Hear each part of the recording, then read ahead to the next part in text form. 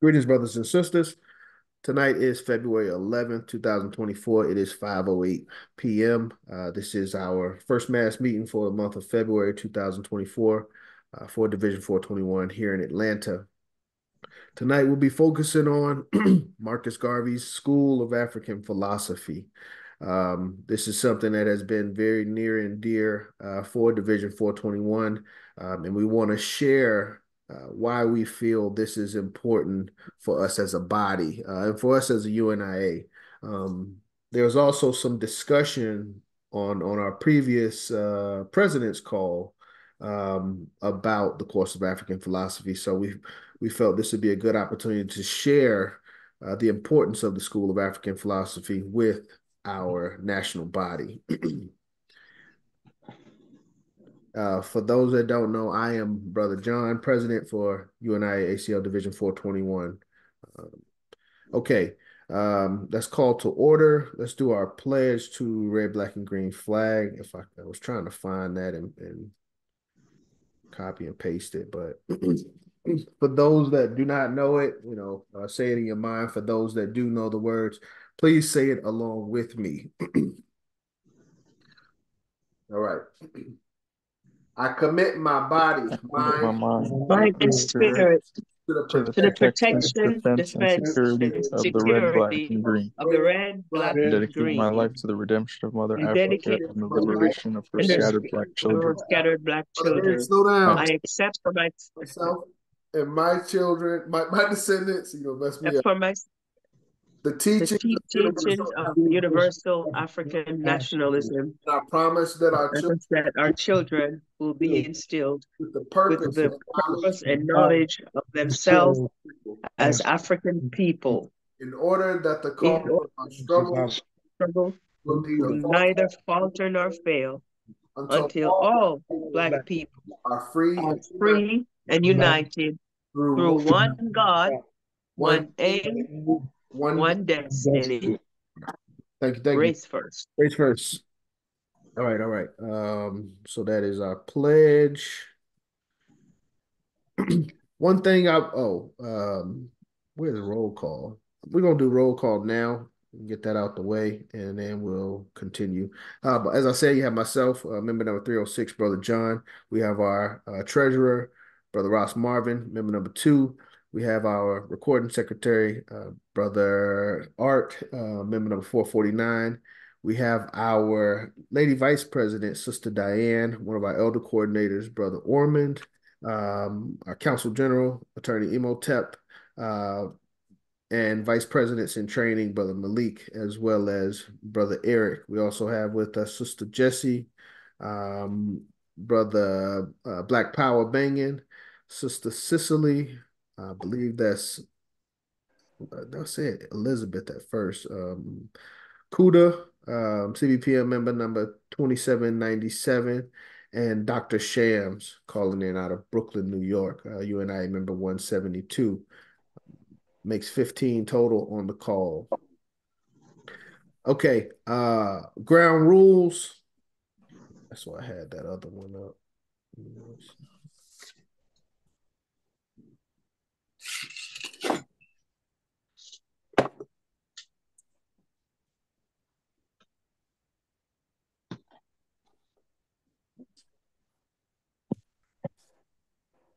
It's not in there like that. What is it? Okay.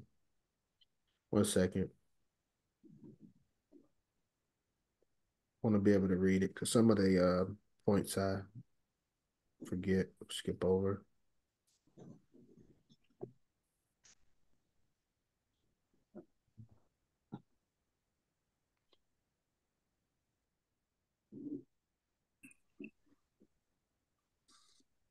There we go. Okay. Whew. I'm about to say, please be up here. That would be embarrassing.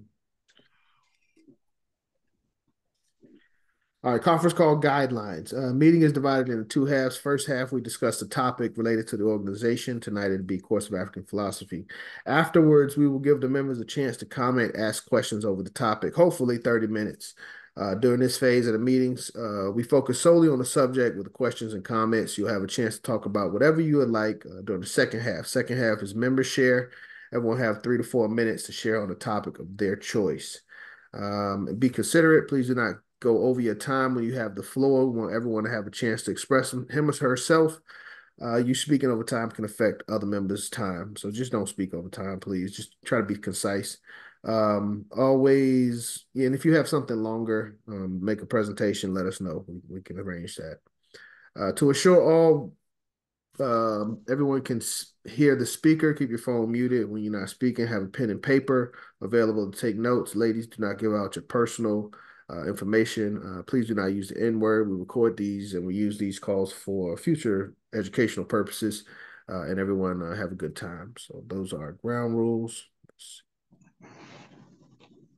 Let me go back to a presentation. All right. So tonight, as I said, is a very special night. We are going over the importance of the course of African philosophy as taught by the Honorable Marcus Mosiah Garvey. One of the things that Mr. Garvey teaches that we have not really practiced, that I have kind of been studying in the background, is the UNIA Rituals. So according to Message to the People, Course of African Philosophy, which is the text we will be looking at tonight, page 196, Mr. Garvey says you should always observe the proper form opening and closing a meeting, as well as the proper form conducting the meeting of the association. They are as follows. One, there's opening hymn from Greenland's Icy Mountains. Two, reading of prayers. And three, shine on eternal light. Something we haven't done officially. We kind of stick to the pledge. I just kind of wanted to go over some of this stuff tonight as a body. A lot of this stuff, well, this particularly, myself, I had to go to Emory University. They have a archive of a lot of the UNI information. And that's where they had this document. This is one of several UNI documents that they have there. But let me see. All right, let's see. The opening hymn from Greenland's Icy Mountains. We have to do something special to get access to the archives over there. Not really. Just you really just have to like kind of. It's almost like a like sign up. You give you. I don't even know what. I kind of just walk in there honestly and just start looking around. Okay, it's on the main campus on Clifton, off of Briarcliff. It's the library, Woodruff Library. Woodruff But Library. you have to make an Okay. appointment to get to the archives. So that's where they Okay. kind of ask you your information and they'll send you an email to confirm your appointment. That's what it is. That's what I was trying to say. Okay, I'll look into it. We could talk about it. All right. The opening hymn states from Greenland's icy mountains, from India's coral strand, where Africa's sunny fountains roll our golden sand. From many ancient rivers, from many palmy plains, they call us to deliver their land from error's chain. Shall we whose souls are lighted with wisdom from on high, shall we to men be knighted, the lamp of life deny, salvation, O salvation, the joyful sound proclaim, till earth's remotest nation has learned Messiah's name. Waft ye winds his story, and you, ye waters, roll, till like a sea of glory it spreads from pole to pole, till o'er our ransomed nation, the Lamb for sinners slain, Redeemer, King, Creator, in bliss returns to reign. Amen. So this is official. Like I said, we haven't done this before, but I think it is at least it's something that we should know and from time to time practice and hopefully commit to some form of memory. But there's more to it than this. Let me see. Okay, so that is Greenland's Icy Mountains. I'm not going to read all of the prayers. The prayers are quite extensive. Let me see. Why do I have that twice? Prayers. Okay. Yeah. We're not going to do. President John, Yes, sir. what screen are you looking at? Because I see the ground rules. I don't see Wow. Greenland, icy mountains. Thank you. Thank you for that. Ah, thank you for that. Oh my goodness. Why y'all ain't say that? Should I do it again? Do I got to do this? Y'all ready? I'm gonna do it again. All right. From Greenland's icy mountains, from India's coral strand, where Africa's sunny fountains roll down their golden sand, from many ancient rivers, from many palmy plains, they called us to deliver their land from error's chain. Shall we whose souls are lighted with wisdom from on high, shall we to men be knighted, the lamp of life deny? Salvation, O salvation, the joyful sound proclaim till earth's remotest nation has learned Messiah's name. Waft, waft, ye winds, his story, and you, ye waters, roll, till like a sea of glory it spreads from pole to pole, till o'er our ransomed nation the Lamb for sinners slain, Redeemer, King, Creator, in bliss returns to reign. Amen. So y'all saw it that time, right? Good. Yeah. All right. Thank you for that. And I guess that probably was in the chat. Let's see. Nope. Race first. All right. So as I'm sorry. So y'all might have missed this too as well. Um, this is page 196 of the Course of African Philosophy. It's the lesson, I think it's history. It says it up top. I can't see it. History of the UNIA. When you visit no, we want the second paragraph. You should always observe the proper form of opening and closing a meeting, as well as the proper form for conducting the meeting of the association. They are as follows. So opening hymn from Greenland's icy mountains, which we just read, reading of the prayers and the ritual or hymn sheet of the association. So this is what I was talking about. Yeah, the Emory has a copy. I don't know if I know we as a division don't have a copy, but I'm hoping we as a UNIA have a copy. But yeah, the prayers are there in the text, and after the prayer, sing "Shine on Eternal Light," which is also in that text. So this is where we're reading from, and again, tonight's we're focused on Course of African Philosophy. So this is straight from Course of African Philosophy. And I'll just read the beginning of the Lord's Prayer, which we all should know. I'm not going to read the whole thing, but we all should at least be aware of. Repeat the Lord's Prayer in unison. Our Father who art in heaven, hallowed be thy name. Thy kingdom come, thy will be done on earth as it is in heaven. Give us this day our daily bread, and forgive us for our trespasses as we forgive those who trespass against us. Lead us not into the temptation, but deliver us from evil. For thine is the kingdom. For thine kingdom, power, and glory forever and ever. Amen. So I'm going to stop there.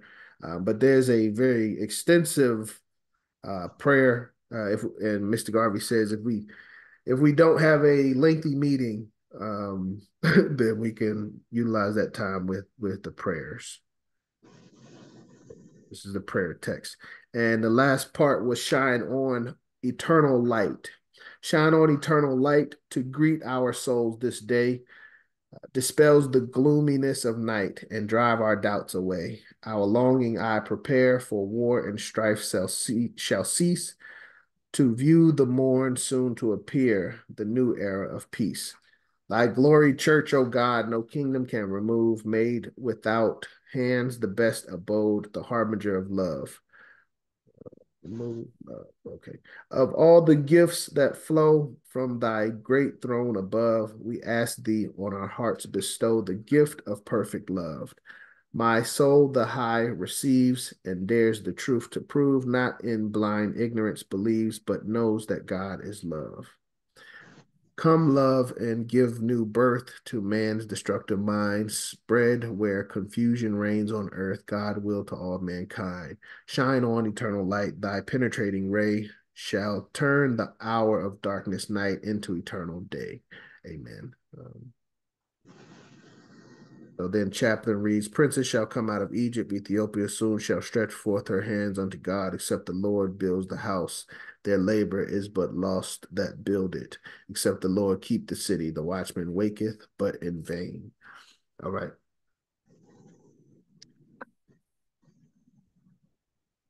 All right, so that takes care of The rituals. We already did roll call. We did ground rules. I guess we will jump straight into what is Marcus Garvey's School of African Philosophy. Let me see how I present this. Any questions, comments thus far?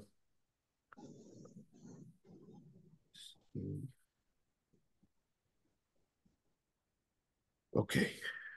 All right. I like that. Appreciate that. Stay focused. All right. On February 11th, again, the importance of Marcus Garvey's School of African Philosophy. We're a little bit behind schedule, but hey. Couple things that we want to remember as we go through this. We're only going to read the preface and the foreword. Everyone should have got a copy of some questions to ask as we go through it. These are what I consider three giants of the course of African philosophy. Honorable Marcus Mosiah Garvey, Honorable Charles L. James, and Honorable Dr. Tony Martin. We will get to know why these individuals are important and why I personally consider them giants of the course of African philosophy. Something else to keep in mind, which I have learned recently, is a comparison of some of what Garvey teaches, particularly in the latter part of the course, which we've gone through recently, kindness, smiling, things like that. There has been a comparison between Garvey and Dale Carnegie in that aspect. One of the quotes that's comparable is Mr. Dale Carnegie says the aim of education is not knowledge, but action. Mr. Garvey says the value of knowledge is to is anybody familiar with, well, I guess I got the text up there, so I'm not even going to ask a question. So it's actually been stated, and Mr. Garvey kind of, when you read the text, you can see somewhat of an influence. And Mr. Garvey even says that we have to, use all the resources available. We're not to trust any other race blindly, but we should still be aware of things that could be used for our benefit, basically. But we must always present it in a way that's positive for our people, is what one thing Garvey said.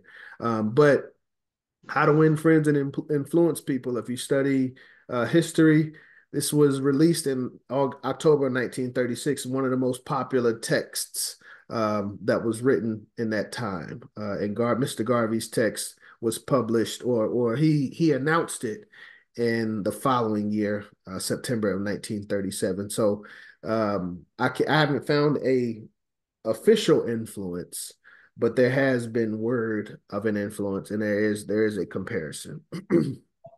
We read the pledge to the UNIA flag. One thing,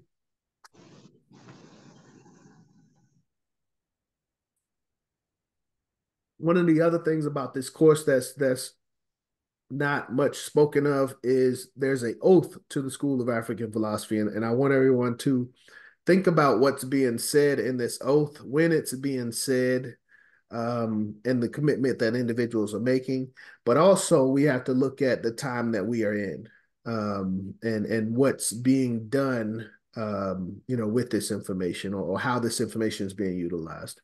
So the statement is and it will be me, myself, Brother John Hargrove, do solemnly swear before Almighty God that I have entered upon the instructions of the African School of Philosophy conducted by Marcus Garvey for no other purpose than to serve the Negro race through the Universal Negro Improvement Association and African Communities League, of which he is President General, and that I shall not use the knowledge so gained to promote or advance the interests of any other organization.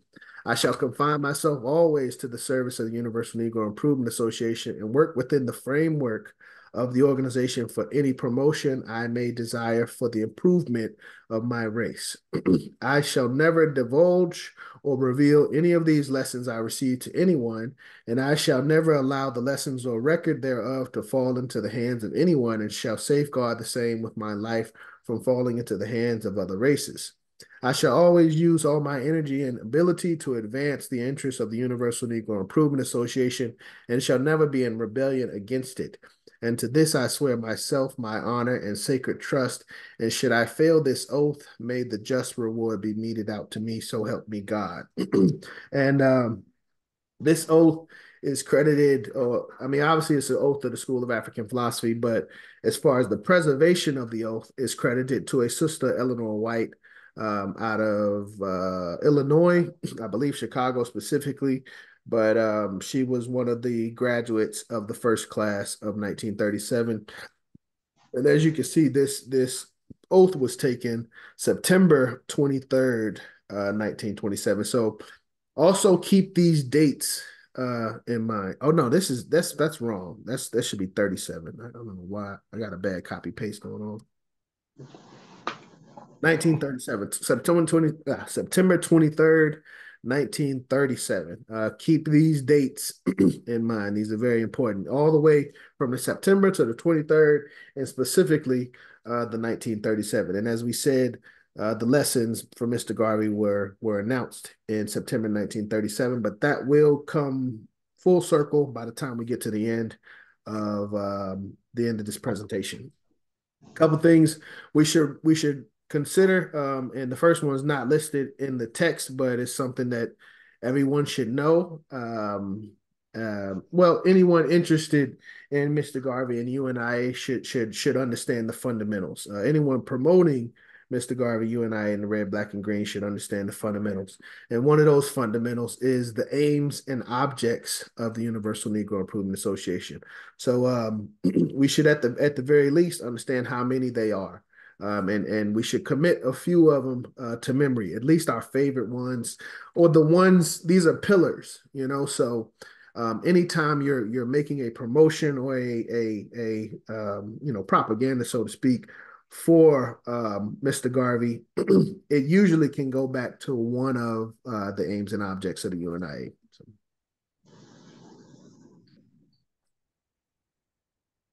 All right, next question to think about. What members of the UNIA was the course of African philosophy created for?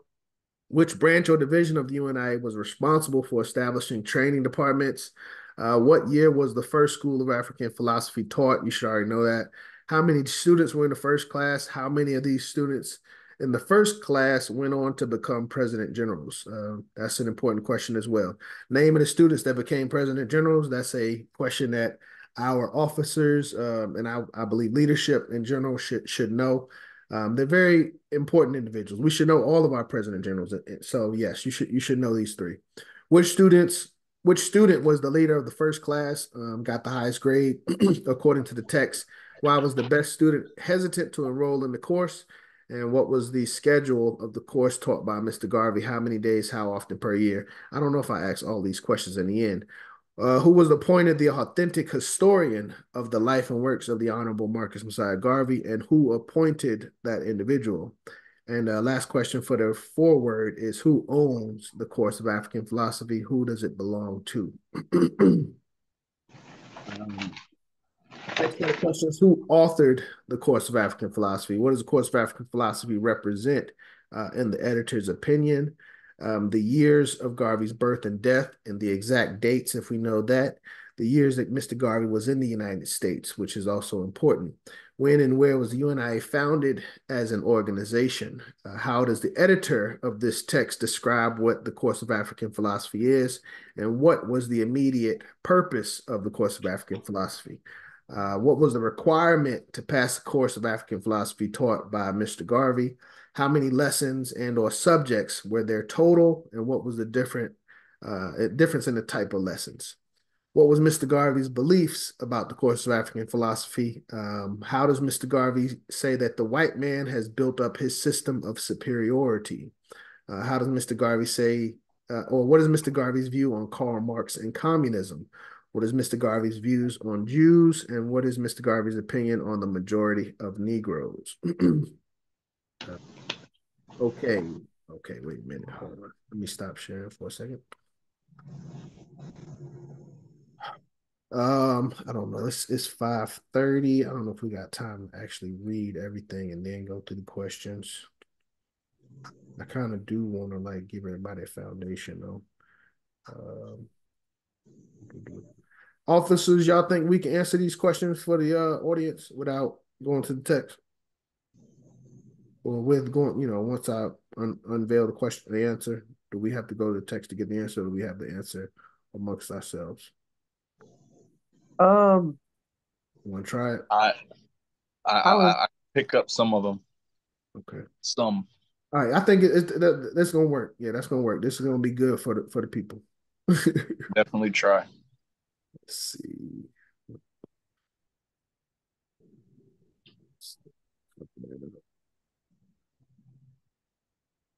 Yeah, this is gonna be good. This is gonna be real good. I'm pretty sure. Hope y'all appreciate it.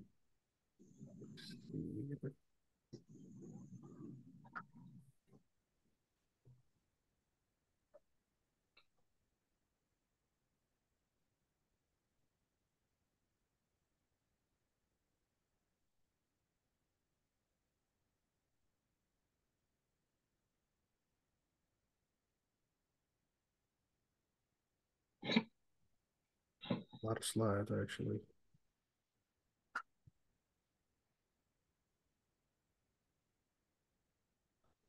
It's gonna be really good.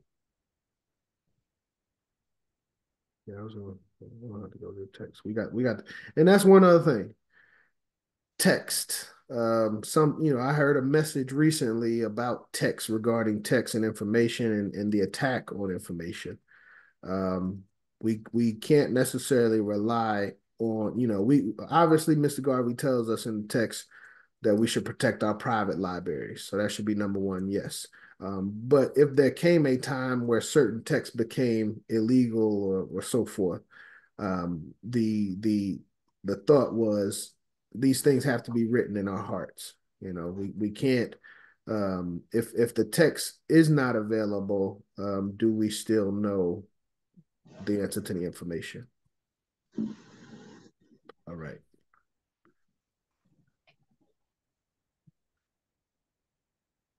I'm gonna get y'all out the dark.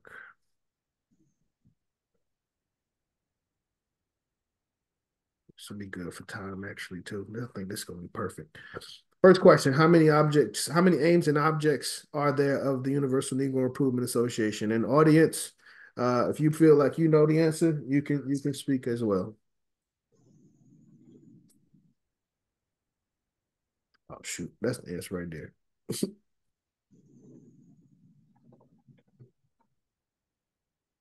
All right, if you didn't see that, but yeah, how many aims? It's 10. There are 10? Yep. It's 11. Is 11 or 10? They got two answers. Oh yeah, it's 10. The It one was removed, 11. right? Now it's 10. Yeah, one was removed. Yeah. Brother Malik has the answer. And yeah, somebody was reading. Let's see. Answer is in the original Constitution, there were 11 aims and objects. In the current Constitution, there are 10 aims and objectives.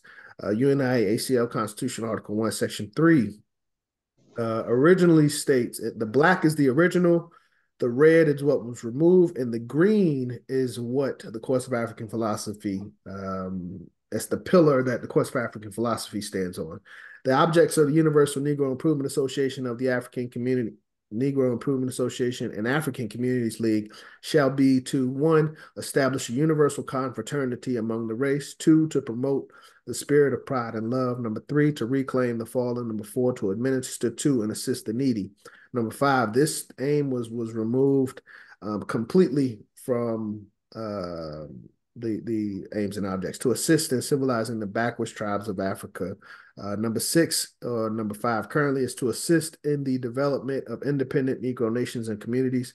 Then the next one was to establish commissionaries or agencies in the principal countries and cities of the world for the representation and protection of all Negroes.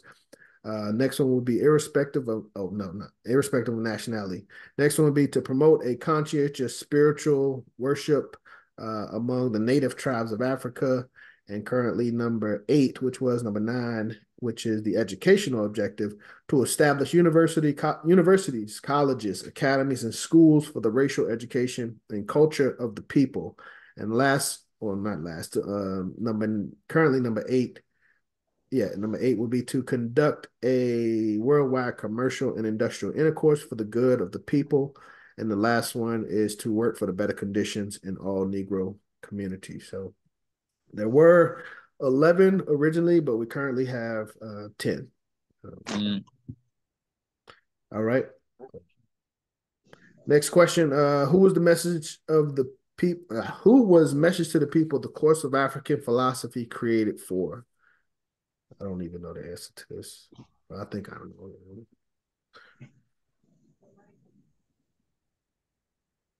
Created for the leaders of the UNIA. Anyone else? I believe he's right.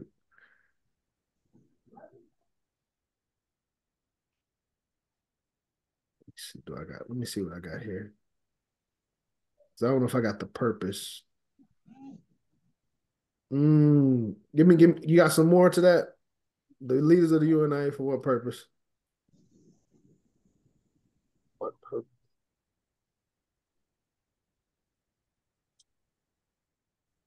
Okay, y'all playing.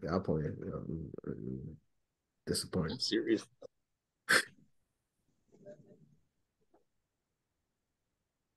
All right. Answer. Honorable Marcus Garvey, according to the text. Why don't I got the page here? Interesting. I hope I got it on the rest of them. But it's in the beginning. It's the beginning of this text. I'll pull it up if I need to. Honorable Marcus Garvey made several attempts to educate some and re-educate others who would be charged with the responsibility of leadership in the UNIA. He, Mr. Garvey, sincerely felt that no one should be held responsible for his actions until he or she is educated and trained to perform those responsibilities. And since the UNIA had become the largest responsible movement in racial history, its leadership should be thoroughly informed so that the proper information would be dispensed. That's my, let me see. And I'll pull up the text so y'all can see that in the text.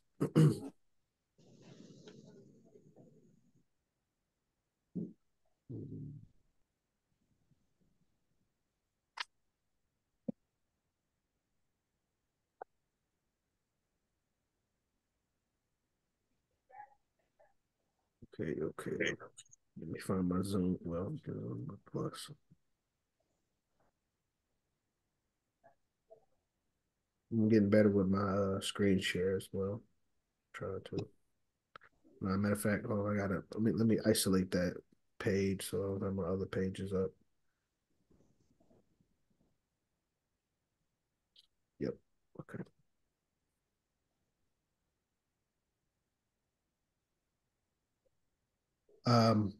So this is in the foreword of the text. For those that don't know, just so everybody's aware. This is Message to the People, Course of African Philosophy. We prefer the blue and white text, the white and blue text, edited by Honorable Tony Martin, foreword by Charles L. James. And that's a question I'm going to ask y'all. So,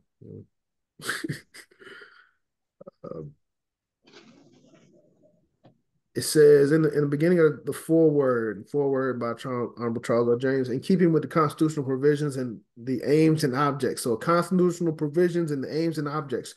We just read the aims and objects. There's a provision for us to establish colleges and universities for our racial uplift. Aims and objects of the Universal Negro Improvement Association to establish schools and colleges for the racial education of our race.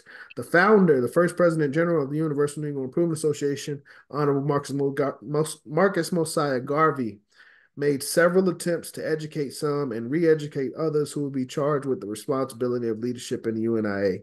He sincerely felt that no one should be held responsible for his actions unless he or she is educated or trained to perform those responsibilities. And since the UNIA had become the largest responsible movement in racial history, its leadership should be thoroughly informed so that the proper information would be dispensed. To finish the paragraph, Marcus Garvey was a man of vision. Therefore, his students had to be visionaries. Okay. Okay, next question. Which branch or division of the UNIA was responsible for training departments? According to Course of African Philosophy. Education. Education department or education coordinator? Which education branch? I don't know which number. Oh. Education division? What do you mean? So education council, education committee? The yeah, not the committee one. Let me look it up. I'm gonna find it. I'm trying to go off top. No problem. That's what we want. Which branch or division, according to the Course of African Philosophy, was responsible for establishing training departments? The edu. My binder. Is it the Claremont, Virginia University? University of Universal Negro Improvement. I think that's the one. No. Okay. Smallwood Quarry Smallwood Quarry Institute. Industrial Institute. No. Could you please repeat the question? Which branch? Am I not sharing the proper thing? Oh, I'm sorry. That's why. Okay, I'm sorry.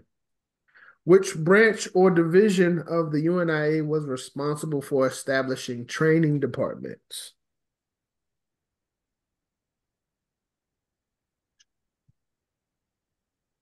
And this is more like which division? Division 421, Division 407, Division 431, Oh, Division 106, Division 121, Division 451.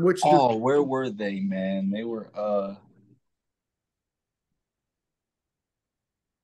it was one of the northern ones though. Weren't they out of Virginia? Northern, I got Virginia. I was good. I was going a little more north than Virginia. I was going a little more north than that. Where my I was thinking. I'm not gonna lie. I was gonna say New York. New York, okay. Philadelphia.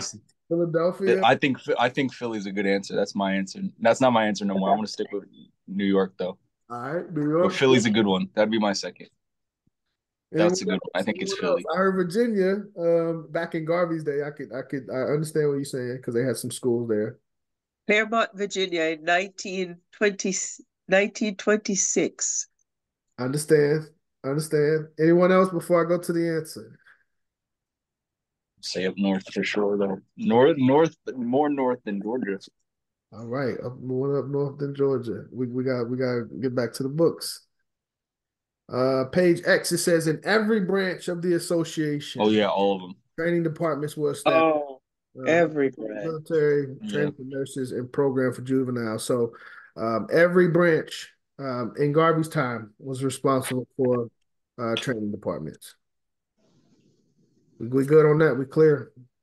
In every branch of the association training department. Okay. Okay, so I have a question actually. What? Which department in each division would that be? What's the name of that department? That's specific to each division.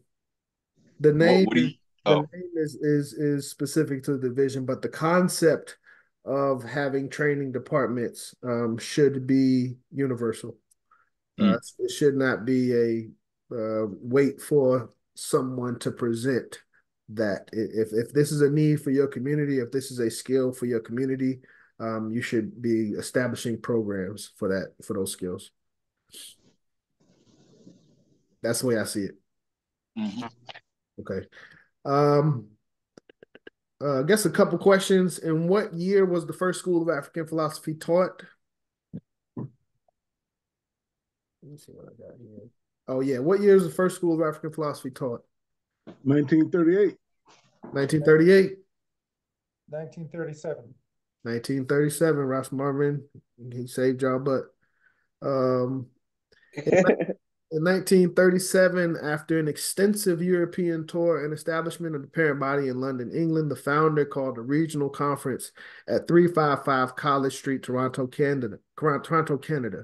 At this enclave, he selected the following officers of divisions who, in his judgment, were qualified to give him the nucleus of creating what he proudly named, quote unquote, the School of African Philosophy.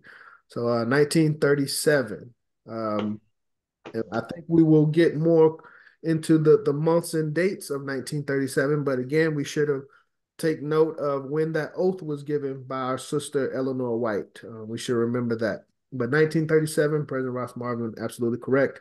Next question. President John, before you go on to the next question. Yes, sir. I was wondering if you can answer Eric's question based on Division 421. Mm-hmm. I was gonna be quiet. Thank you, Ross. Wow. Okay. Oh my God. I would say the Office of Education. I would say the Office of Education. I would say every office. Okay. In order for our financial secretary to work and have a staff, there should be training for financial secretaries. For our youth coordinator, there should be training for the youth coordinator. For nurses, there should be training for nursing. There should be training for African Legion. There should be training, course of African philosophy. There should be presidential, high office training. So treasurer, there should be, we should understand. I don't know, and that's the thing. Like we can't wait until there's a need, and then develop our people. We should be developing our people so that when there is a need, there's a plethora of options. Those are my thoughts.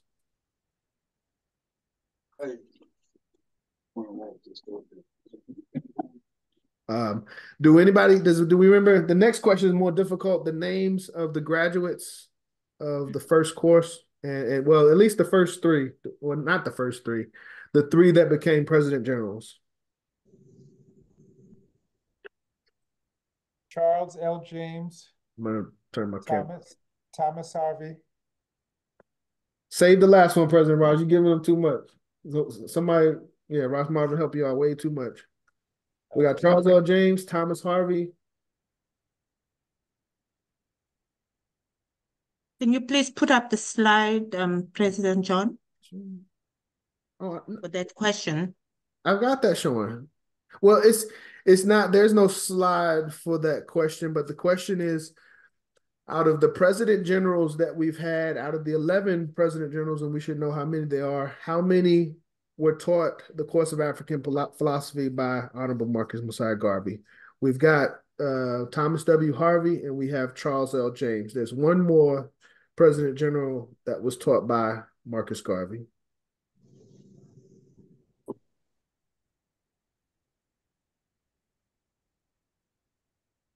That graduated, that was taught by Marcus Garvey. Okay. President Ross Marvin, help him out. No, I'm not going to help them out. Okay. Stewart. There you go, Brother Art. Thank you. I didn't know how to proceed. So there were 11 that attended the first course in 1937. Let me enlarge this. But we keep saying that there were 10 graduates of the first course. Let me see.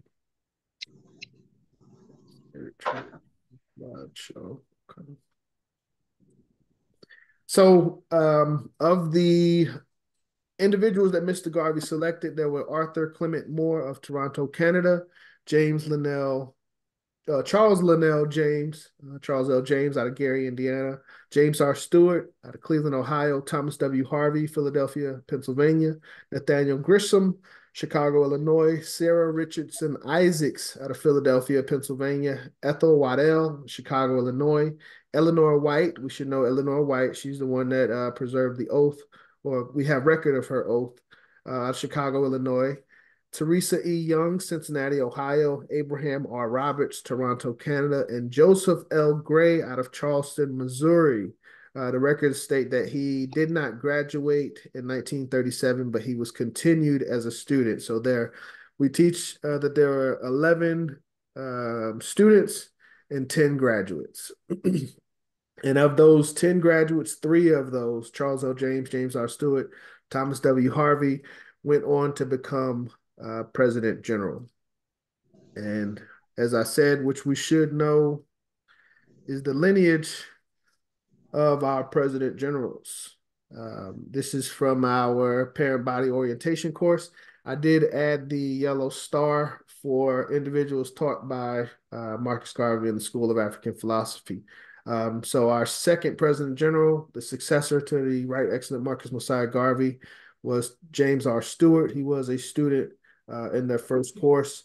Third president general, Brother William Sherrill, Honorable William Sherrill. He was unfortunately not a student, but we will hear his name again as we get to the end of the presentation.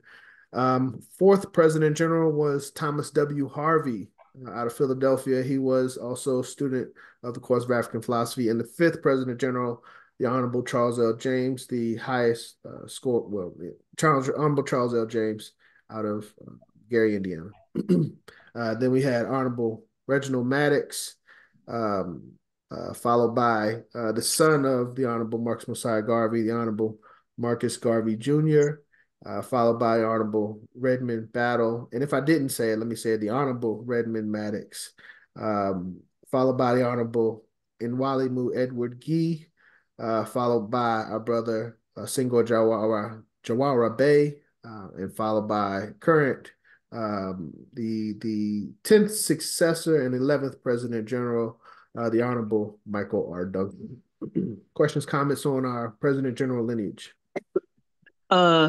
Honorable Michael R. Duncan kind of looks like Charles L. James a little bit, like his son or something. I never noticed that. Yeah, they got that is that a sun in the light? Yeah, I noticed that early on today. Yeah, he would love that. He would love that. He's gonna love to hear that. Okay, but yes, we have to know our lineage. We are indoctrinated and taught, the lineage of American presidents. We should know our lineage just as well and better. So very important. Let's see. Let me back out of there.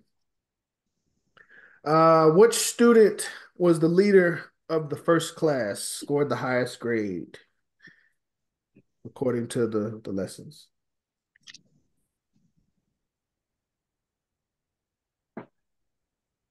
The third one, I know we just went over it and I saw his name, but the third one to become president general, the last one that was in his class, the last one that ended up going through his class and ended up becoming president general, was it him? That sounds familiar. Anybody can help our brother? That's my answer. I forgot his name though. That's Charles L. James. Yeah, brother Art getting 100%, brother. Brother Eric, you get 80%. You were there. Honorable Charles L. James. Let the record show that I received the highest grade in every point of examination. I was graded E. My classmates all agree that I was the leader of the first class in the School of African Philosophy. So, this is Honorable Charles L. James, and this is the introduction to the text. So this is what we carry and this is what we teach. So Honorable Charles L. James. As I said, these are the three giants. You just learned two of them. One was Honorable and Right Excellent Marcus Mosiah Garvey, obviously the teacher and the principal of the first class, and the highest scoring student of the first class, the leader of the first class, the Honorable Charles L. James. Why was the Honorable Charles L. James hesitant to enroll into the course? His pride. His pride.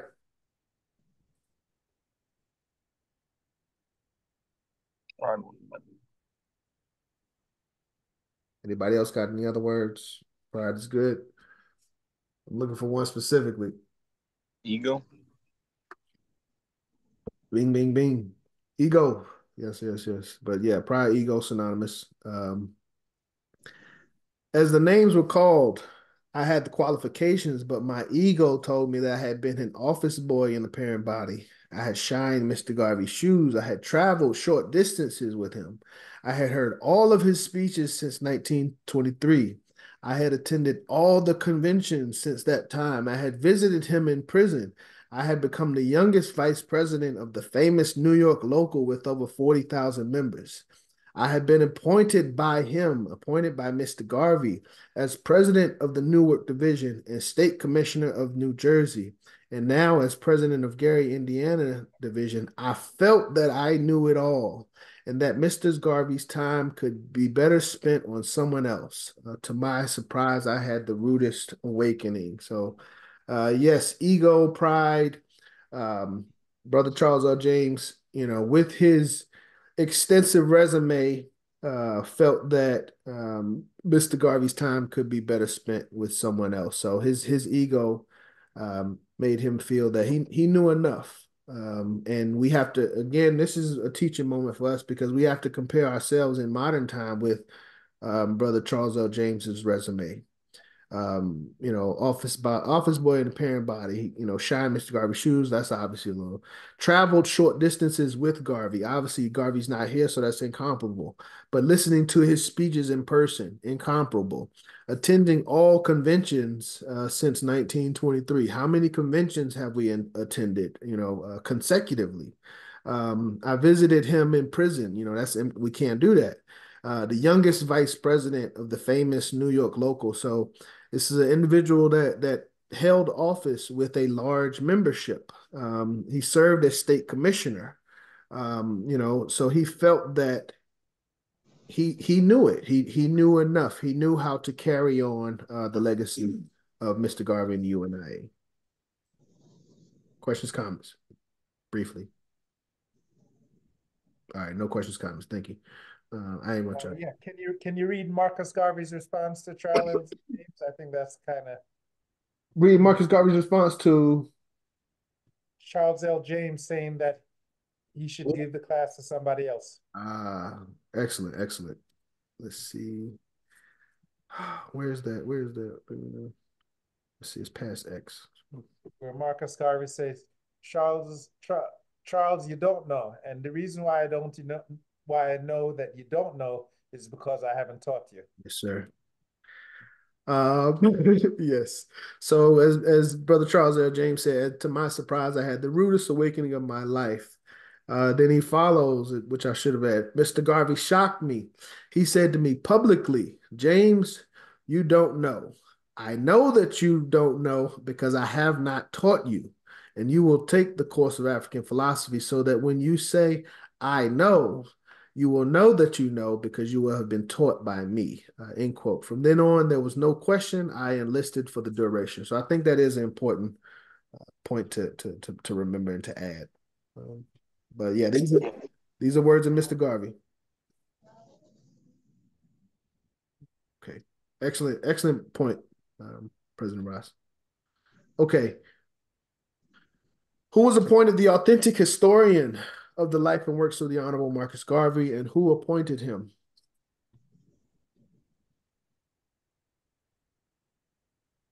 Nobody want to answer, I'll answer. Brilliant. I think we said that name already too, earlier. We might have. We said a lot of names. We said the 11 it wasn't students. Nah, not the student. Was Tony? Tony Martin? Absolutely. Tony Martin was appointed the historian of life and works of the Honorable Marcus Garvey. Do we remember who appointed Tony Martin? President General James, Charles L. James. Yes, sir. So this solidifies what I consider the three giants. The fact that the best student, the highest performing student, the last survivor, which is also something that Mr. Charles L. James tells us, appointed Dr. Tony Martin, the authentic historian, to preserve these works. So with these, we have to give thanks to these three brothers that we have this text in the first place. Yes, as Mr. Charles L. James says, as the only surviving graduate of the first class, it is important for me to protect the interests of those who preceded me into eternity, and knowing that there are forces that are trying to distort history, I hereby authorize Dr. Tony Martin, who has been recognized and appointed the authentic historian of the life and works of the Honorable Marcus Garvey by the Universal Negro Improvement Association in convention, which is very important, to publish the written document with the understanding that the right be preserved for future generations, which is the charge of the Honorable Marcus Garvey, founder. This is a very important statement, and I'm not sure if everybody catches it, but I'll put it out there. Because the thing is, this is a shift in position, somewhat, but I consider it's an emergency move, because in the oath it says that I will. What was you? It says, I shall never divulge or reveal any of these lessons I received to anyone, and shall never allow lessons or records thereof to fall into the hands of anyone, and shall safeguard the same with my life. So in the origin, we said, this is going to be a secret lessons. But due to the circumstances that we were in, we had to somewhat make it public. And that was where the authorization to publish the text came from. So that's the one thing that I try to point out is, even if we don't study this as a government and as a body, it's out there. And I've seen other organizations utilizing this text. So it's just, yeah, it's almost it's interesting that we even have to ask the question, but this should be natural, a natural fit for us as Garveyites and as the UNIA. Questions, comments before I proceed? Okay.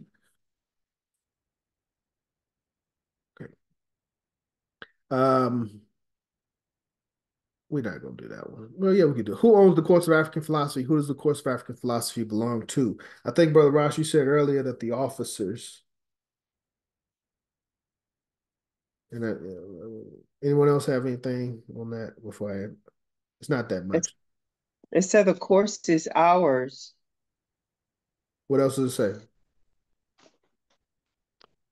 Whatever is written, distorted, and injected by unauthorized persons, using devices other than the proper way that was given to us by the founder, and applying the benefits to their own personal benefit. Please understand that there is a destiny that makes us brothers. None goes his way alone. All that we send into the lives of others come back into our own. Yes, ma'am. So these are the words of Charles L. James. I relate this to our motto: one God, one aim, one destiny. There's a destiny that makes us all brothers, that makes us one. Whether, there will be no individual victories or individual losses. We will either succeed as a people or we will fail as a people. But yeah, one God, one aim, one destiny. Questions, comments?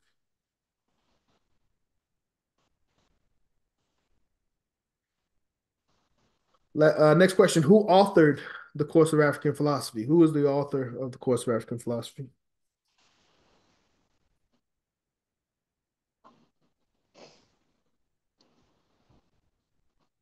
The Honorable Messiah, Marcus Messiah Garvey. Yeah, echo. When was the text published?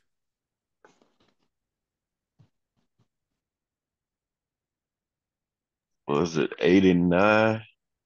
89, somewhere in there. When did Mr. Garvey transition? I think it was 47. 1940, June 10th. President Ross, hold on. Oh, sorry. No, where I was going is, because I've always questioned this: how does if Mr. Garvey passed in 40 and the book was released in the 80s, how is he the author of the text? They're they were Was they're it written from compiled?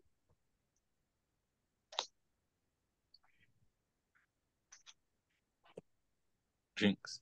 I mean, it It, it was information that was archived. yes, Yeah. it was his work. He was given credit. Right. He was given credit for his work. Somebody could have stolen it, obviously, and claimed it as their own.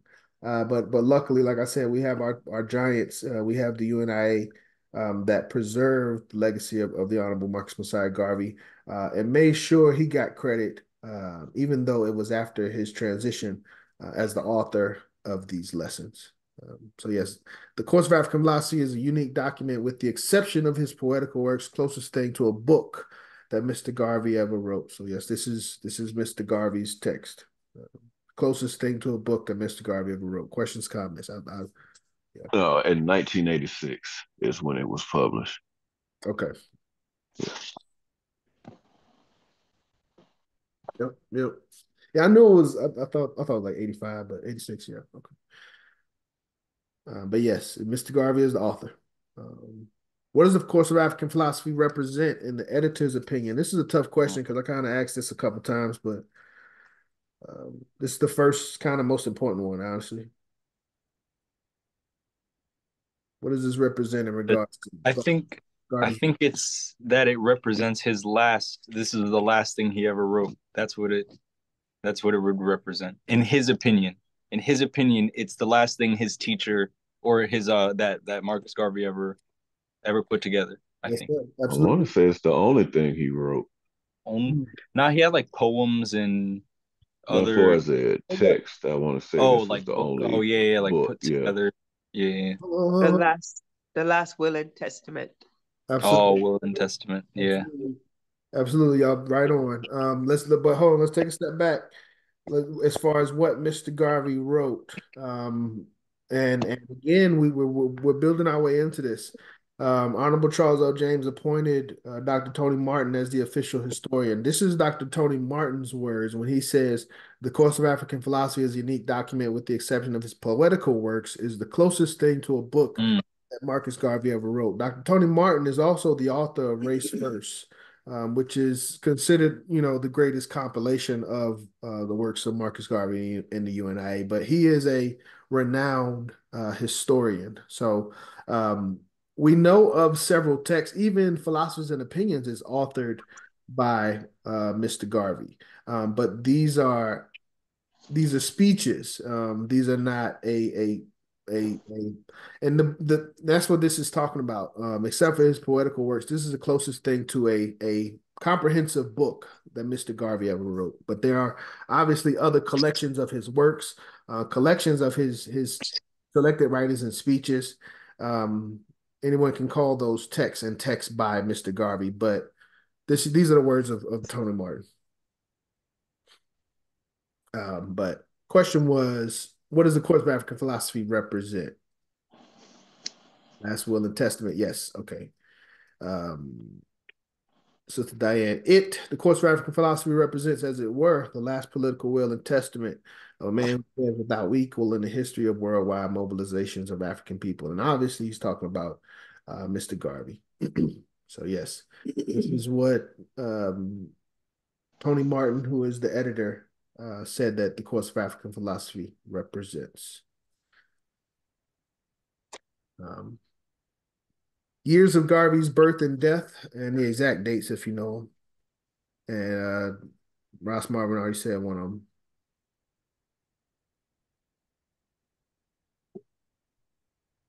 When was Mr. Garvey born? When did he transition?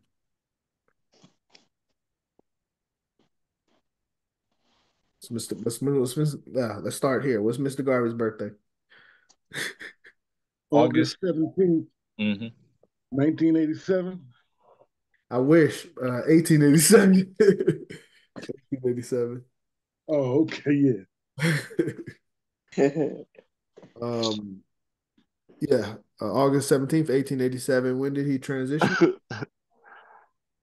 It's June 10th, 1940. June 10th, 1940. Yes, sir. And do we remember what years Mr. Garvey was actually in the United States?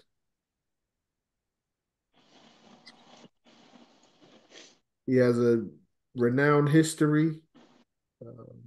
They say a quarter of a decade of leading the movement. So it's a very robust history, but specifically the years came to the United States and he was deported from the United States.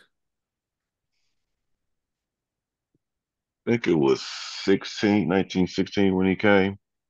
Not quite. Wait. No, you're right. Yes, you're right. You're right. You're right. You got that. When was he deported from New Orleans, Louisiana, after serving time here in Atlanta, Georgia? 23. No, not 23. Was it 36, 1936? No, not that long. He wasn't incarcerated that long. Not Or 25. not even incarcerated. No, he came to the United States in 1916. He was not in the United States that long, but yeah, he wasn't incarcerated that long either. He was deported in 1927. But I think it was 25 then. President Ross, I think, said something that made It's 1925. I'm gonna go to the answer. Well, it's we're gonna sit on that. When and where was the UNIA founded as an organization? In Jamaica. Was it 1914? Yeah, yes. What month of 1914? July. July, yes. 1927 was how long he was here. 11 years, 1916. He was originally incarcerated, I believe, 1925. I think, was he originally incarcerated in 1925 or was he just moved to Atlanta in 1925? I think he was incarcerated in 1925, eventually moved to Atlanta, but by 1927, he was incarcerated before 25. Oh, so by What? Oh, 1927, he moved. 23 is when he was incarcerated. Oh, that was when. Well, convicted, yeah. I want to say it was 23 when he was convicted, because 27 was when he was deported. Yeah, 20, but the key thing, 1916, 1927, 11 years here in the United States. So his success, a lot of the history that we know about him comes from those years. And would you agree with me or not? Because Mr. Garvey kind of touches on that later. I agree that he accomplished a lot in a short time. But my question is, when we think of Mr. Garvey and Garveyism, what time frame, what years do we think about? And usually, a lot of when we think about propaganda, it comes from the 20s. But that's the thought is, as I said, Mr. Garvey had a illustrious career. So when we think of Garvey and success, what time frame do we think of? The Roaring 20s. Roaring 20s, okay. You think a lifetime Lifetime. from birth till Look at when you. he departed. Because wasn't it like at the height of the Harlem Renaissance? Yes, the 20s was the height of Harvard Renaissance, but I lean toward what the sister said more. We'll come back to that. We'll come back to that. But keep that in mind. When we think of and when our people think of the success of Garvey and the UNIA, what time frame do they think of? Um, but we read well, I'll read it. Garvey lived from August 17th, 1887 to June 10th, 1940. His years of all-encompassing triumph coincided with his sojourn in the United States from 1916 to 1927. His immigration to that country was, however, preceded by many long years of preparation of his life's work, long years of study, travel, and organizational work, culminating in the founding of the Universal Negro Improvement Association in his Jamaican homeland. The parent body teaches us July 20th, 1914. There's going to be a celebration in Jamaica this year, and they will be celebrating July 20th as the founding. So I teach that day, July 20th, from parent body perspective. Some people say July 19th. I know, President Ross, I was hoping that you would just like let me get away with that. Um, but yes, I know we personally teach 19th, even with our flag. I think the parent body teach. I don't know if everyone teaches the 15th. So some of the dates, people celebrate and acknowledge different dates, but from a consistency standpoint, what is being taught now is right now is the 20th. But let's not get in there. We're not going to do that. Garvey's life when he was in the United States, sometime in July, late July 1914. Keep these dates in mind. What was the immediate purpose of the course of African philosophy? How much more slides we got? Oh, y'all gotta hurry up. We went through. Recording in progress. What was the immediate purpose of the course of African philosophy?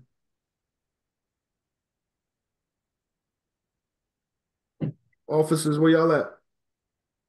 That's an important question. Purpose. What's the purpose of this stuff? Why did Garvey create this? To educate. To educate? To educate who? When we said this, educate the leadership. Yeah.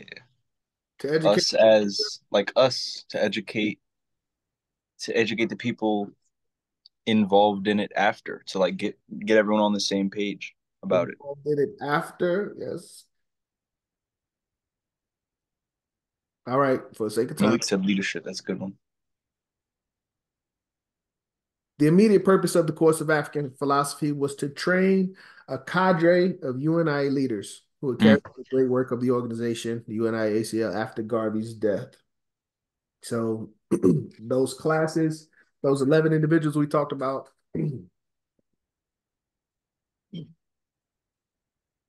that's part of that cadre, excuse me.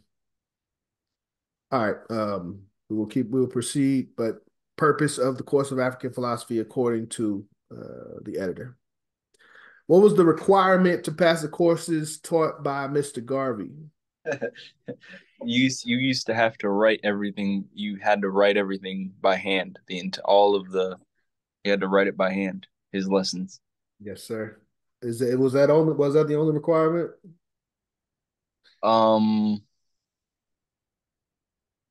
At the time, 80% pass. I thought it was or. What was the requirement to pass courses taught by? Oh, okay, yeah, I get what you're saying. Yeah, it was either that or, like he said, the 80. You had to pass the class or write everything. From my understanding, it was both. It was both? I think it was or. Let me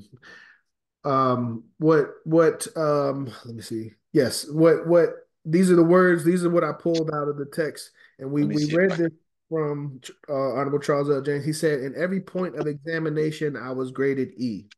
That implies a form of examination. And then he says, during the course of a month, each student was required to write out each lesson in his or her own handwriting. Today, we have created some form of an examination.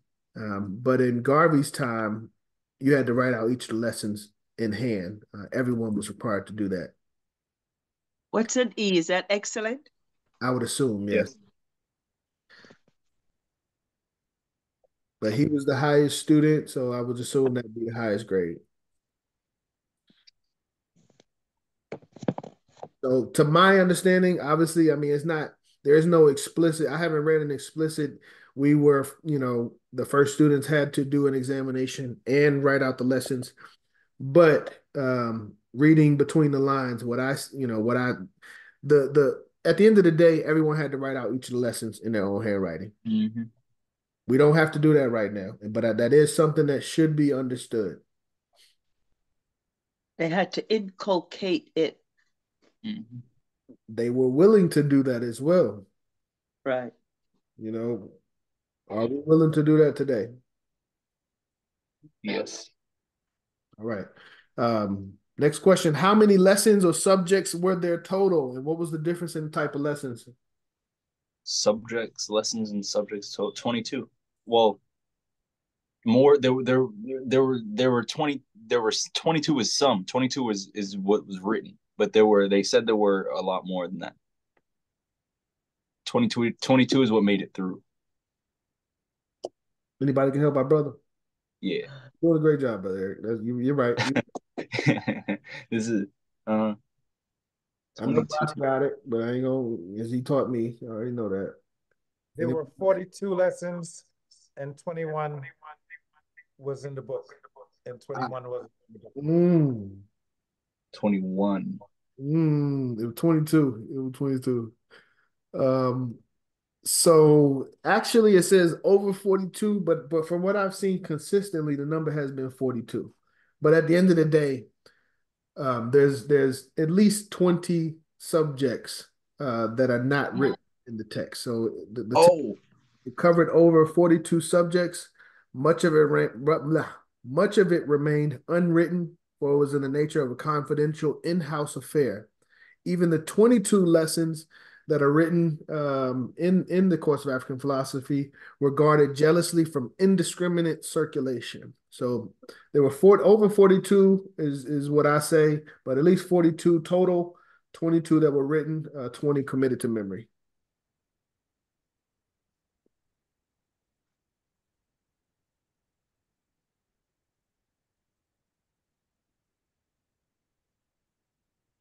Okay, what was Mr. Garvey's beliefs about the course?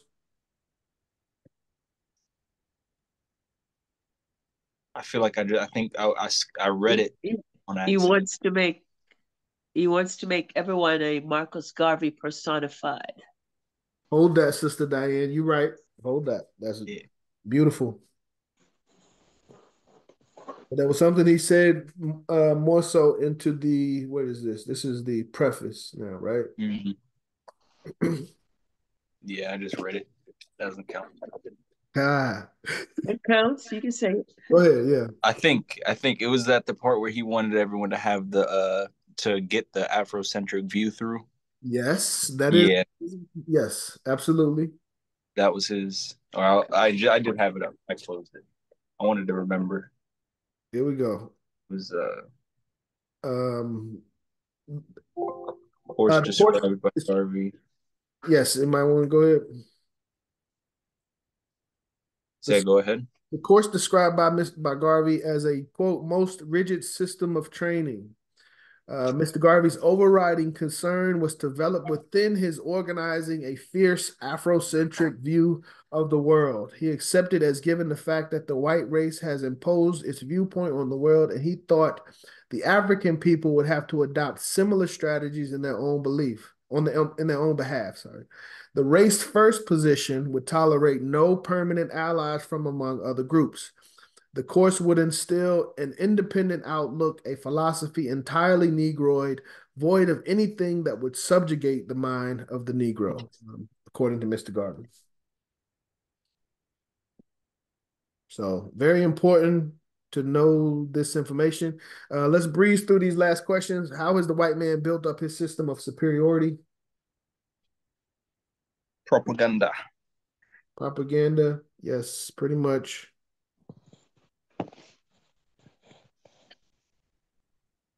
Oops. I'm going to add terrorism. Terrorism. According to Mr. Yes. Garvey. I got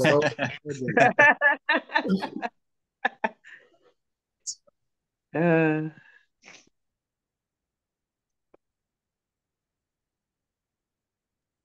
Terrorism, thievery, and lies. Built up as perceived superiority. Yeah. I added perceived. Always repeat statements that will give you a race status and advantage. That is how the white man has built up his system of superiority, is what Mr. Garvey said. I added perceived. Mr. Garvey gives the students the ability to update his information. I'm not editing what he said, but I am challenging that. Like this goes against a lot of his principles to state that others are superior. So they can have the perception of superiority, but I will not, I will not make that a reality. So I want, got to be clear there. It's their reality. We got to make Black superiority our reality, Yes, ma'am. because that is in fact a fact. What was Garvey's view on Karl Marx and communism, according to this text? He didn't know much about us in general when he was writing all that. Yes. What was Garvey's view on Karl Marx and communism? Yeah, he didn't. Yes, you absolutely right. He was not writing from the Negro point Yeah, of view. it wasn't for. Yes, sir. When we just read this as a group, as a class not long ago. Answer: Communism, he said, was founded principally on the theory of Karl Marx, who knew very little about Negroes, who thought and wrote less about them. Communism seeks to put government in the hands of an ignorant white mass who has not been able to destroy their natural prejudice toward Negroes and other non-white people. So communism has not ever been for us, and that applies. When we talk about that, that applies to several political ideologies. You know, anyone that's promoting that you fight for them before you fight for your race and your people, this can be applied to that. The UNIA is for us, is by us for us. What was Garvey's view on the majority of Negroes? This is an unfortunate truth, but Mr. Garvey stated this.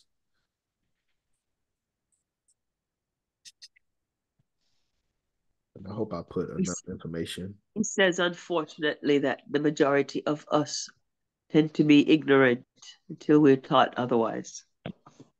Okay. So yes, I did have a nice. Like Booker T. Washington or Malcolm X or Elijah Muhammad, Garvey was not one to cover up the shortcomings of his own people. The majority of Negroes are ignorant, according to Mr. Garvey, but the intent is always positive, as other people are willing to sacrifice their time and even their lives. So remember that, time and lives and money, because that's going to come up later, to Christianize our people, our race. So we must exercise patience and time to civilize our people. This was Mr. Garvey's view on our people.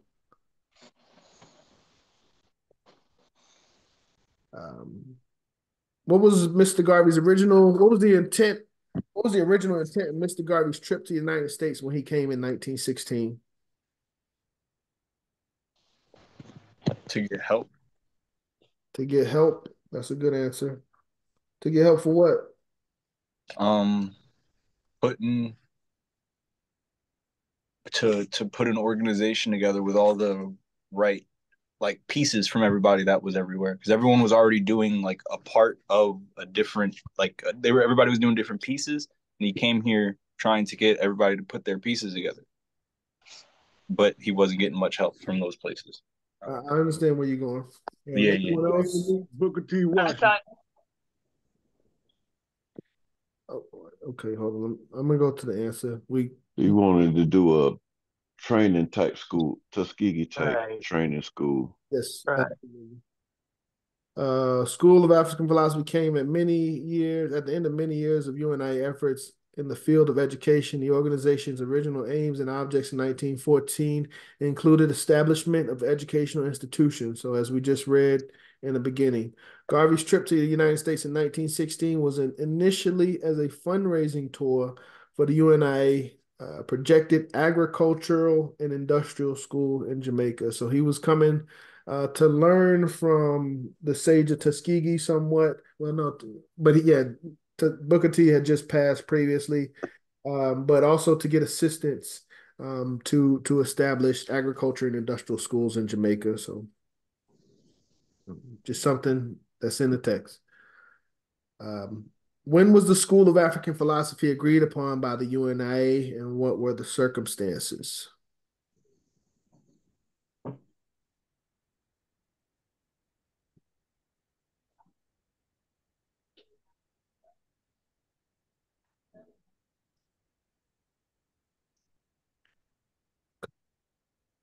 think it was 19. Obviously, it was somewhere around. It was before 1937. It was 1937 or before.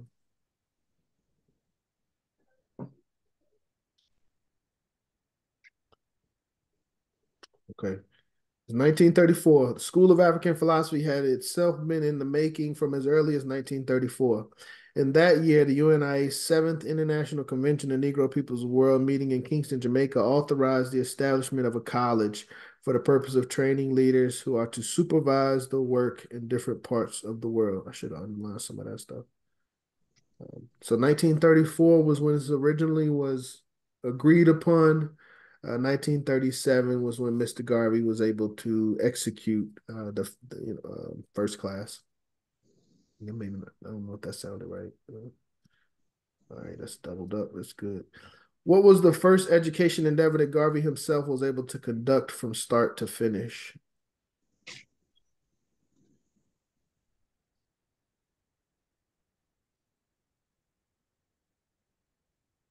According to Tony Martin.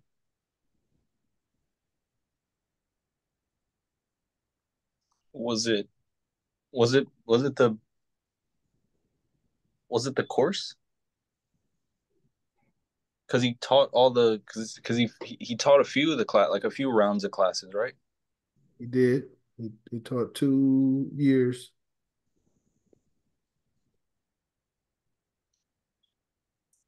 Excellent, brother Eric. But let me see. Yes, it was a course of African philosophy. And the text, it says, it is fitting that the UNIA's last educational endeavor in Garvey's lifetime, the course of African philosophy, should have been the first that he was himself able to conduct from start to finish. Again, this is according to Tony Martin. So, all right, I got some doubles. Last question. What was Garvey's 2 quotes to the people in Detroit? To the people, this should be the people of Detroit. That's the importance. That's very important. But I think it's a difference. What were the 2 quotes to people of Detroit in 1937? Sister Diane, you said one already. But Marcus Garvey personified, and I don't remember the other one. I'm trying to make everyone a Marcus Garvey personified.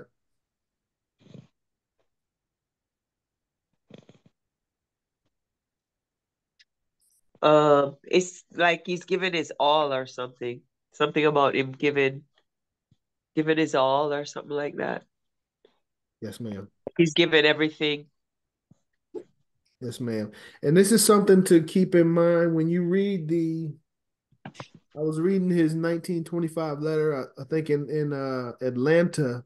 One of the first thing that he said was, all I have given. So at that time, he had said he had given all that he has. And then he's saying again that I have given them all I know. So that's kind of powerful. He's given all he has, and he's given all he knows. I've given him all that I know, he declared to the people of Detroit in 1937. I'm trying to make everyone a Marcus Garvey personified. And we do understand, and we're not trying to be a copycat of Mr. Garvey, but we are trying to duplicate his success and utilize his principles and teach his principles. Any questions, comments on what we consider to be the importance of the School of African Philosophy? I do have some more information, but I kind of wanted to save that for later as we wrap up. But it's definitely related to what we've been discussing. Race first. Race first. How you doing, Dr. Shams? Very good.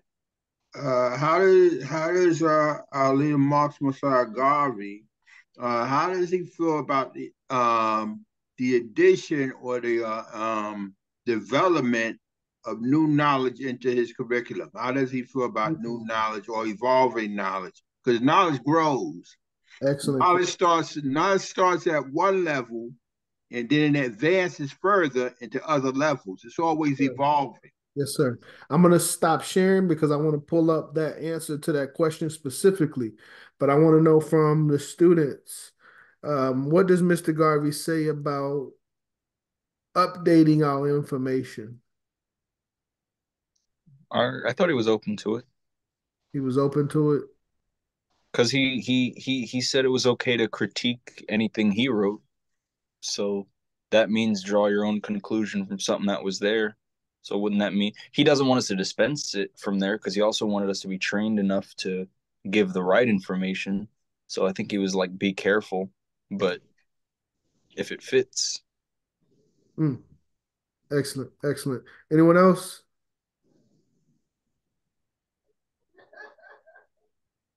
All right, let me, brother Dr. Shams, excellent question. Stop that. I'm going to answer with the words of Mr. Garvey, and you let me know what you think.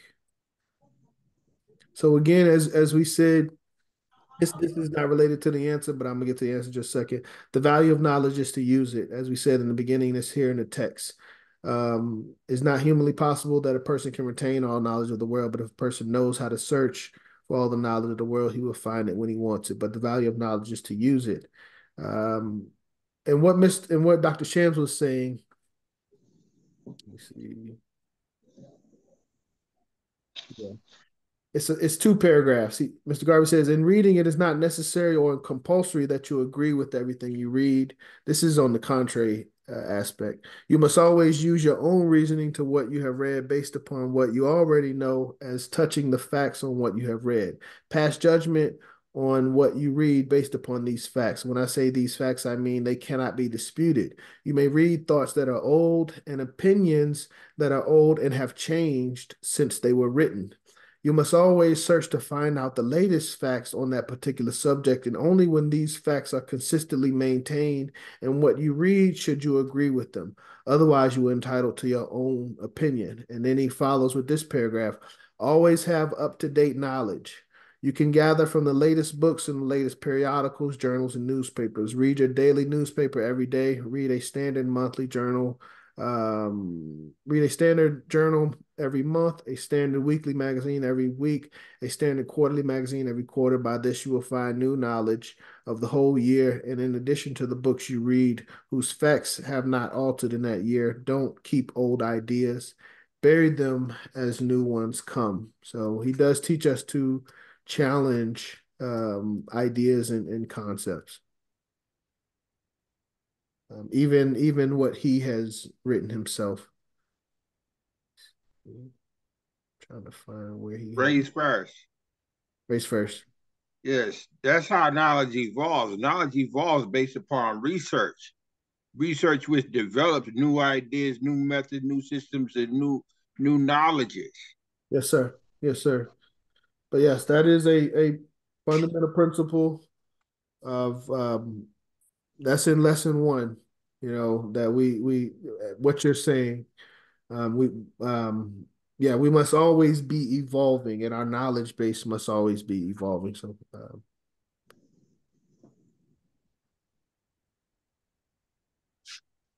Any other questions?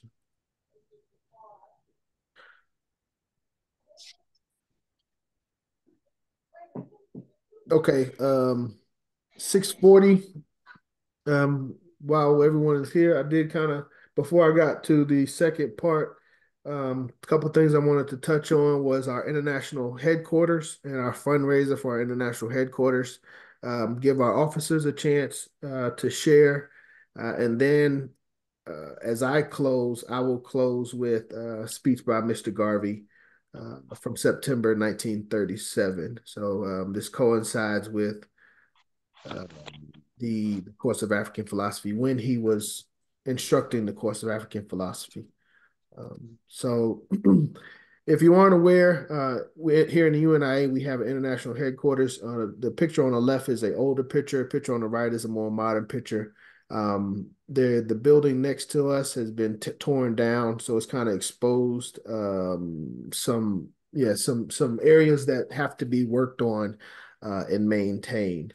So we are working with the city of Philadelphia. Obviously, our headquarters is in Philadelphia to keep the grounds maintained and keep the building in proper functioning order. I think actually, from what I've heard, this picture needs to be updated because I think there is a new building over here beside us that has been built. But at the end of the day, we got a fundraiser for our international headquarters. the raffle. So let me discuss how we're going to address the fundraiser, how we plan to address the fundraiser. Let me stop sharing.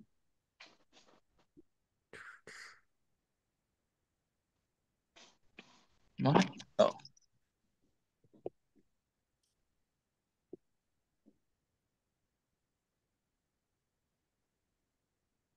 Raise first. Yes, sir. Dr. Shaz, raise first. Yeah, I wanted to say something about research in conjunction with the readings of what we just read of leader Mosiah Garvey as far as knowledge is concerned. Research is replicable. That means that, you know, any new knowledge that you come in contact with, you can find some old knowledge in reference to it, the basis of it, and it evolves from there. It evolves from the basis into the advance. Yes, sir. But research is replicable, meaning it can be done over or found again somewhere else. So keep It's that universal, in other words. Keep that in mind. It can be done over. Keep that in mind as we get to the end of this lesson. But yes, you're absolutely right. You're absolutely right. All right. I believe I am sharing. Yeah, I am. This is I don't know why my computer does that. But you guys just need to download the document.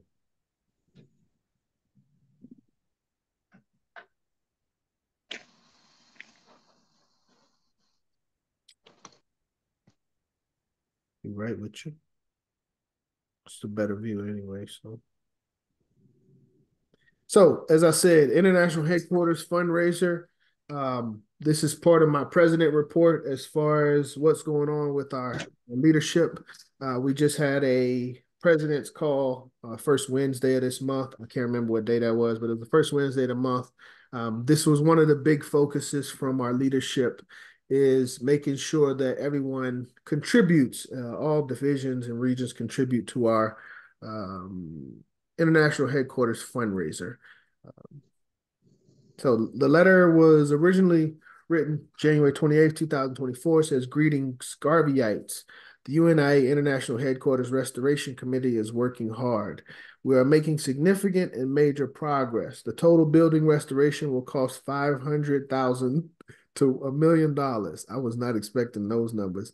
So that's the total restoration for the building, $500,000 to $1 million. Fundraising for the national headquarters is ongoing. There are many ways you can support these efforts. The first is by supporting raffles and other fundraising events. We have started another all-division raffle.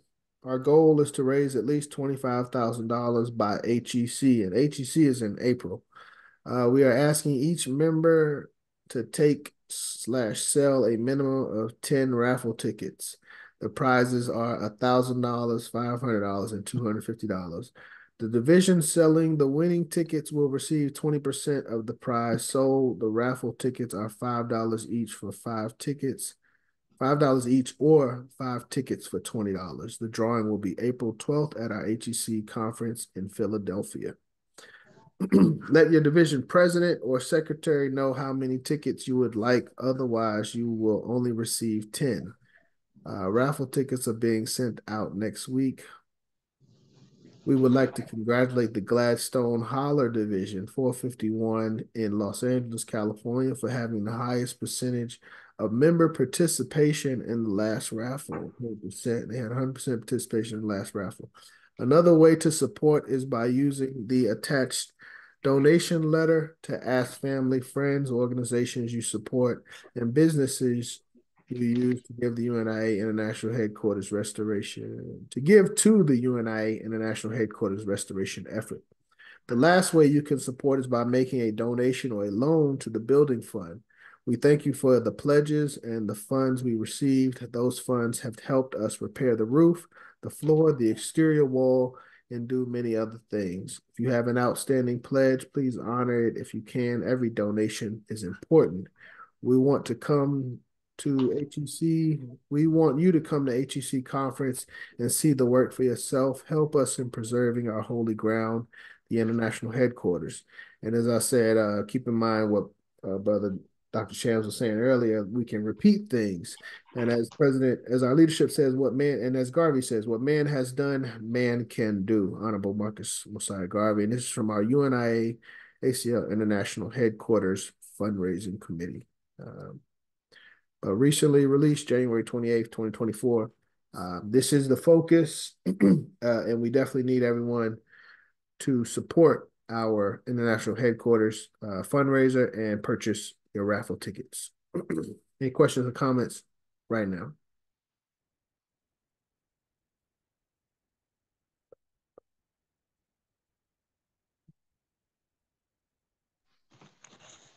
It seems doable. Yeah, it does. So we'll have more information on that. They should be sending me some raffle tickets. Officers, definitely, we're going to talk.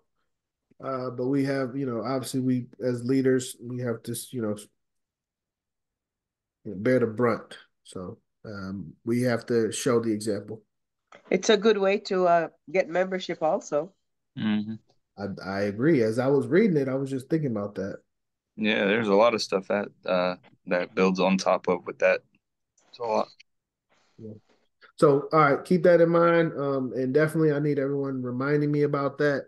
But contributions to our fundraiser. Let me see, what do I have? Membership meeting closed. As a matter of fact, let me pause for a second. I want to acknowledge a few things, or a few individuals at least. Been doing some work, doing some studying, trying to organize in the background. We had a lot going on this week, and that's beautiful. We've been very active. It was very active. So just a reminder to everyone, pay your dues.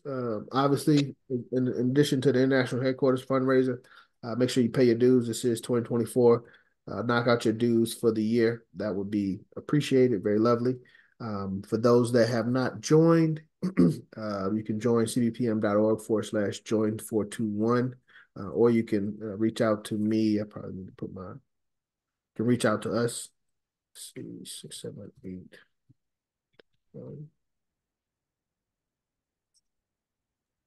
President John? Yes, sir. Sister Kuda, she's on the Zoom now. She had requested a membership application earlier. Sister Kuda, if you can put your email address in the chat, I think President John will be able to send your application. Yes, I can do that. There's a way to direct message too if you don't want it all the way out. Not that it's a worry, but yeah, you can privately send it to President John. I checked the application that you just announced online, and you should check it, President John. When I tried to submit it, it wouldn't submit. Okay. That's why we haven't got any new members through that link. I think it hasn't been working since last year. That's part of the Yahoo doing that stuff. Yeah, call us, email. Gracious. We need to talk about this membership department. This March executive meeting cannot come fast enough. We definitely kind of need to lay out some responsibilities, but membership, the process, the context, that needs to be laid out explicitly. So as of right now, 678-931, is it 9404? Yeah. 678-631-9404, or john.c.hargrove@gmail.com. That'll give you, that's direct contact to me if you have any questions, comments, or would like to join and support UNIA-ACL Division 421 here in Atlanta. And for those that are already members and registered, make sure you keep your dues paid. We appreciate that. Everyone has been, we're very appreciative. As a matter of fact, let me get to that. So, sorry, excuse me. Yes, ma'am. President John, could you please repeat that number? 678-931-9404. Thank you. Yes, ma'am. And this is a surprise share. This is a list of our members from last year that paid their dues, well, that made any type of dues contribution. Obviously, I know some of us joined at some time throughout the year and weren't able, weren't able to make a full year payment dues or whatever, or things like that. But that's not what this is about. This is really about kind of acknowledging those that are continuing to help maintain the organization, and especially our officers. Our officers should definitely be up here. All of our officers should be up here up top. So Ross Marvin, President Ross Marvin, number one, paid full year dues. Mama Amina has paid a full year dues. Our elder coordinator, Attorney Imhotep, consistent yearly dues paying member, as well as ID. He always keeps his Black government ID updated. Brother Kwabena, former second vice president, is still an active dues paying member. Brother Cornelius, former third vice president and agriculture coordinator, is a consistent dues paying member. Brother Robert, I don't have his full name, but and he, may not come to meetings, very often to where I know, and maybe I do know him, but at the end of the day, he's not an officer, but he still makes sure he takes care of his citizen commitment. Brother J.K. Groove Master, y'all know him in the community. Brother Ormond, another one of our elders, longtime supporter as well. Sister Aziza, better half of our attorney at the team, Attorney Imhotep. Brother Maurice, our second vice president, Brother Kimwardo, keeps his dues paid up. Myself, Brother John, I try to keep my dues paid up. My wife, Sister Erica. Brother James, that is our youth coordinator, Brother James. He's keeping his dues paid up. Got to get him in our meetings and helping us with our programs, because he's got some great ideas for our programs with our youth. Let's see, and then Lady President Ra Ebony, Brother Malik. I don't know why I didn't got your title. The slide, please. You said slide. Am I not sure? Yeah, the one you're reading from now. Oh, wow. Yeah, I'm sorry. Thank you for that. So again, let me repeat myself. This is I've been working on our updated financial report for 2024, and transfer everything over to 2024. One of the things that we look at is how we did in 2023. Brother Natula was on the call as well. I don't know if he's still on. He's been a supporter as well, a long-time supporter as well. So he's active, fully dues paid up. But as I was going through, our treasurer, Ross Marvin, can't remember a time where he has not been an active dues paying member. Mama Mina, elder coordinator, Attorney Imhotep, counsel general, also can't remember a time he hasn't been active.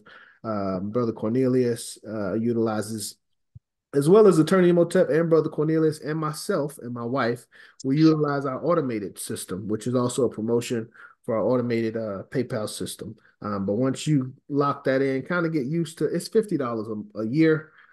If you get used to, that, it's very, I don't know, for me, it makes a lot of sense. Our elder coordinator, Brother Ormond, full dues paid up.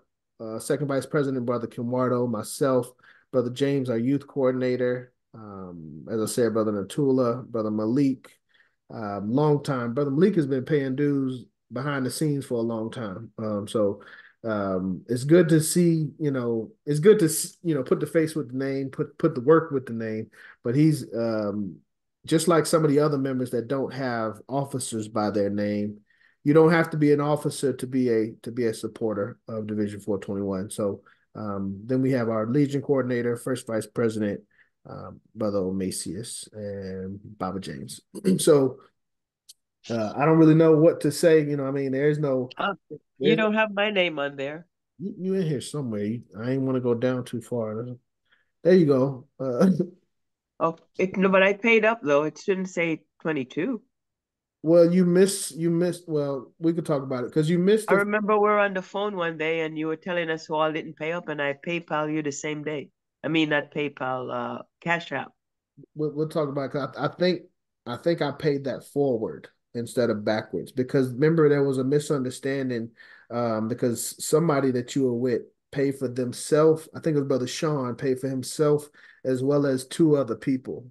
But I didn't credit those funds to you. So you had there was a few months until we had Right. a And conversation. then But when you paid, I paid that forward instead of backwards. I'm not understanding forward. I didn't I didn't worry about any of your past dues. I didn't charge you for the months that you missed. I just if you gave me $10, and I know you gave like a year worth, Right. I went forward for a year. But if you Uh, wanted to, do you understand what I'm saying? Not really, but whatever the difference is, because I thought I paid for the whole year, but It's it's like cool. this. It's like this. It's like this. It's like if I'm a registered member and I have not paid dues, and we're in June, the 6th month of the year, and I say, hey, I got my money. I want to pay my dues, and they give us $46 for the year. There's two ways that we can look at that. Um, One, we can say, okay, we're gonna charge you for your 6 months that you were not here, and then you got 6 months left. So January, you got to repay your dues. Or we can say that this payment starts now, and you'll need to pay your dues again in June of next year. That's what I'm saying. Okay. So I applied you to the latter that your funds went forward instead of paying for any lapse. So what does that mean? I'm good or I need to You're pay good. more for? Yes, you're good. You're good. Oh, okay. You next year you should have a good full 46. Okay. But just for last year, there were a couple months, and you only joined. You didn't even join. You joined last year, right? 2023. Yes. So you automatically miss January, February, March. It's no way you could have paid those months. Okay. So and that's what I'm saying with some of our people like Brother Eric, when joining recently, it's difficult to say, to have a Right, right. They join with part of the year already gone. I got it. yes, yes. Yes. Okay. Okay. So again, just giving credit. There is no awards or anything, but do want to acknowledge our contributors and make sure everyone knows. I don't even. But yeah, this is something that's important to us, and we do know who is contributing and who is not. That's what I'll say. So thank you again. This is the work of Mr. Garvey. This is what allows us to, do what we're doing tonight. So we definitely appreciate that. Okay, it's 7 o'clock. I feel like I've been talking a lot. Two questions, President John. Yes, sir, Brother Ross. Number one, this part of the meeting where it has the members' names and what they paid, if that can be blocked from putting on YouTube, Yes. Yes. because that's like personal information. Yes. And the second question is, how many active members do we have? Currently, Yes. oh man, that's a tough question. Give me 1 second. Let me see.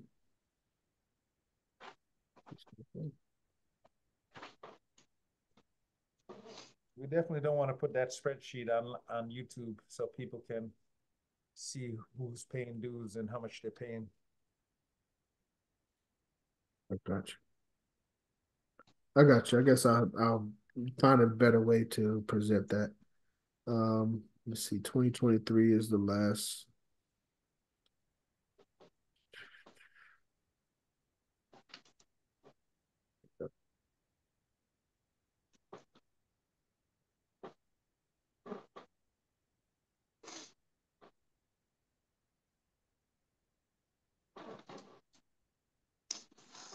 While we're waiting, did anybody hear from Lady President recently? No, and I think her phone has been sending that error message. Right, that's why I'm asking, because her phone was getting an error message when you sent a text to her. Yeah. So we'd have no way to get in touch with her. She called on Google Voice, like a video chat, but I'd rather take that offline. Yeah, last let's just put it this way. Last full discussion that we had was um her proposal for the Tuesday events, for the February event. Sorry. So when was that last discussion? At what meeting? January 25th, I believe. Okay, it wasn't that last week's study group? Oh, no. As a matter of fact, she's still at study group. I'm sorry about that. Yeah, she's still at study group. I do see her at study group. But yeah, I don't know. I don't say that. It's to answer your question, 47 as of December, as of the end of December, we have 47 active members.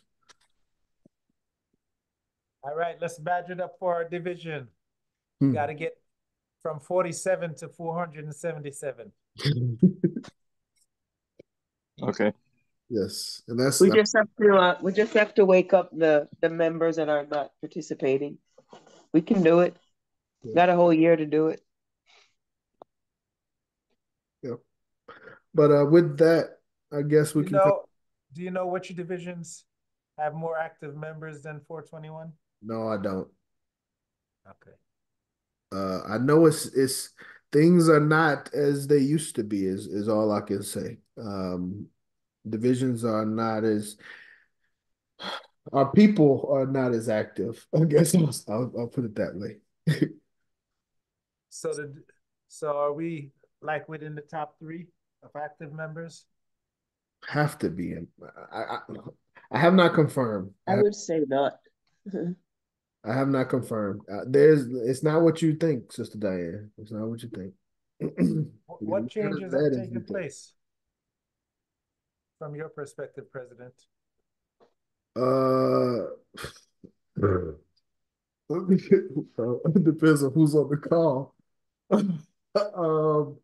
What has taken place from my perspective on the let's just say this on the recent leadership call, it was made evident that some of our leadership had not paid their dues, and some of their division members had not renewed their dues. So up to that level. Okay, give thanks. Yeah. That's bad. That's bad for some of our leadership not to pay their dues. I didn't know what to say. But I don't know. I mean, I just at least they were honest to say it, but I don't know what to say. Did they also say they were going to pay it? Of course. They made it like a joke, like, oh, I just realized I'm not act. I mean, they played it like a joke, like they didn't know. But yes, that's a reminder. And that's also if you can, automatic recurring dues. It's very convenient. I recommend it. We've done it for a few years. Sign up, take care of your dues. You ain't got to worry about nothing. Brother Malik is also an avid supporter through the auto pay. That's why I knew his name before I knew his face. Like when he said his name, it's like, man, I see your name all the time for our dues. Go ahead, sister. I think sometimes people are just busy and they're engaged in life activities and they just forget. Would it be too intrusive to send like a little reminder? By the way, is that too much, you think, to do that? To remind people that their membership is due? I don't, but I just want to clarify. We've been focusing on our bylaws, which I think is the right thing. And I know that a lot of the things that we talk about are already defined within our bylaws. So we have to and I need to do this as well, identify the responsible individuals for those tasks. But that's the financial secretary responsible for reminding members to pay their dues. Dang, so that's me. But I'm I'll only help. doing I'll it. help, Brother John, if you need me to help. Yeah, I can help. I don't want to do it. It's just like you got to do some of this stuff. But, I think the best way to do it, President John, you already sent emails out to the members for the meetings. yes. Draft up a letter that you can send to all the members to pay their dues. How often should we do that? Because I don't want to, I don't want to burn the We'll be good to bridge. do it once a month, Ooh, like in the beginning of the month. Just send a message to all the members. There's a new month, pay your dues and things. I guess. Okay. Everybody, okay. What y'all think? That, Is that too much? put more work on your plate. We need somebody to step up and take the financial secretary responsibility. Like, yeah, the bi-weekly meetings sometimes is a lot, Then we got the study groups. I got to do study group every Tuesday. That's, oh my gosh. Because I got to update everything, change colors, put new videos, new slides, every week. Well, that's a job of the video production office to edit and update the videos. Again, that's why I said I think we have the right focus this year. Executive body bylaws. We're into February. We came to our meeting February, made some progress. We need to come into our meeting March ready to go. All officers should know what's requested, writing out of our individual office as well as writing out of the executive body responsibilities. May I add, President John, to that? Yes, sir. Yeah, and also the first executive meeting in March, any corrections or additions or removals, everybody should have it for the first executive meeting in March. If you see any corrections, additions, or improvements. And also the first executive meeting in April, the executive officers is going to vote on accepting the bylaws. That's March or April? March is where everybody submits their updates or corrections or improvements to be added in March. And then in April, we should have the final one by the first executive in April that we can vote on as executive officers. That's what we had said in February executive meeting, the plan for the next 2 months. You had asked me how long do you think we should take to finalize it? And I had said 2 months, 1 month for corrections and then the other month for final votes. Okay. I like that. That'll be powerful. That brings my mind to Brother Macias isn't on the call, but that brings my mind to HEC. If we can have our executive body approved bylaws going into HEC, I think that makes us look very good. I believe personally. When is HEC? April, I just sent a message to somebody. April 11th through 13th. Right. So if we can have it finalized and sent to the parent body by the HEC, that would be good, as you said. But first vice president, he's not here. He's supposed to be our main planner for HEC, and so I may have to do a plan B as far as planner. I may have to come up with some stuff.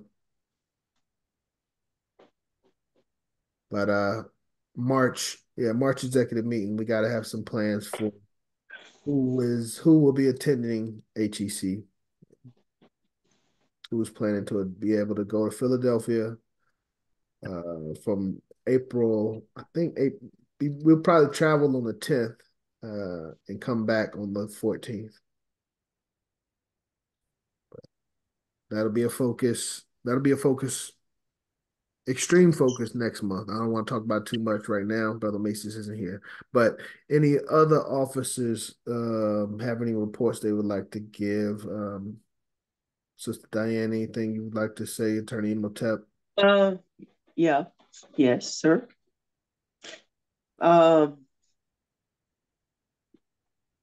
Everyone on this call is invited to come to the griot.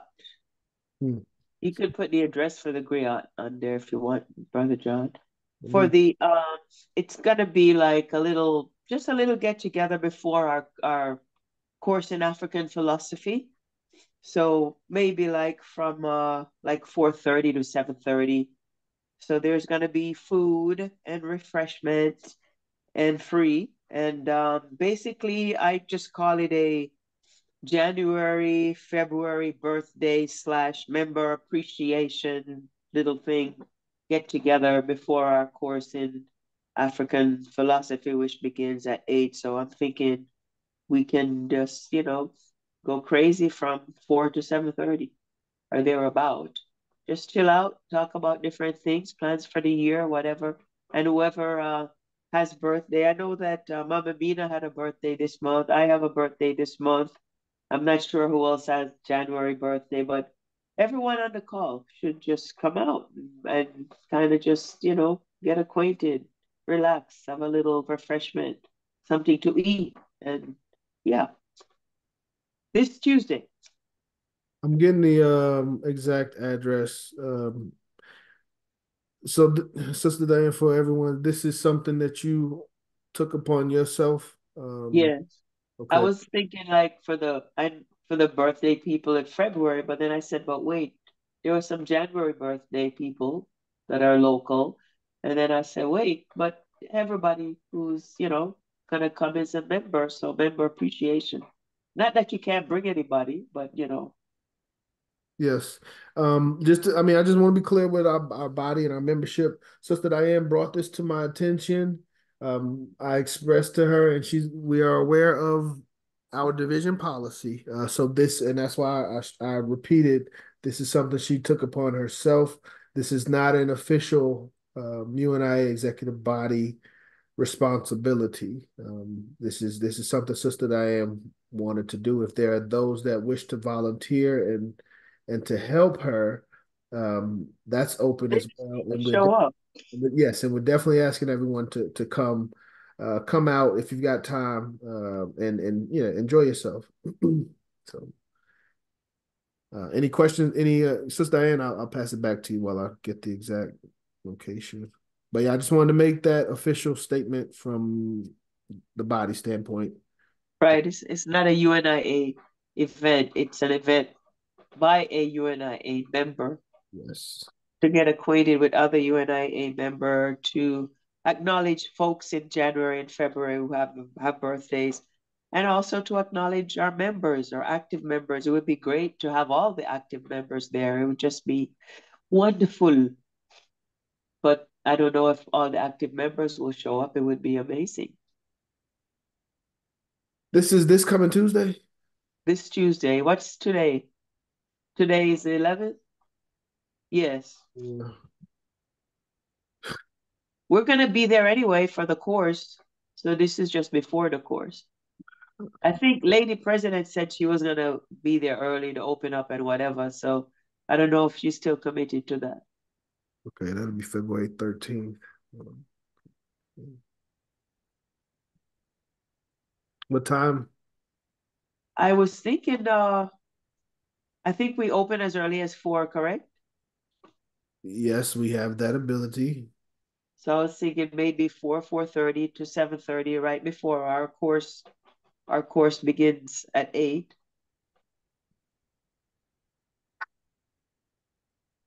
By the way, while we have an opportunity, I want to wish our First Lady Vice President, Sister Diane, happy birthday.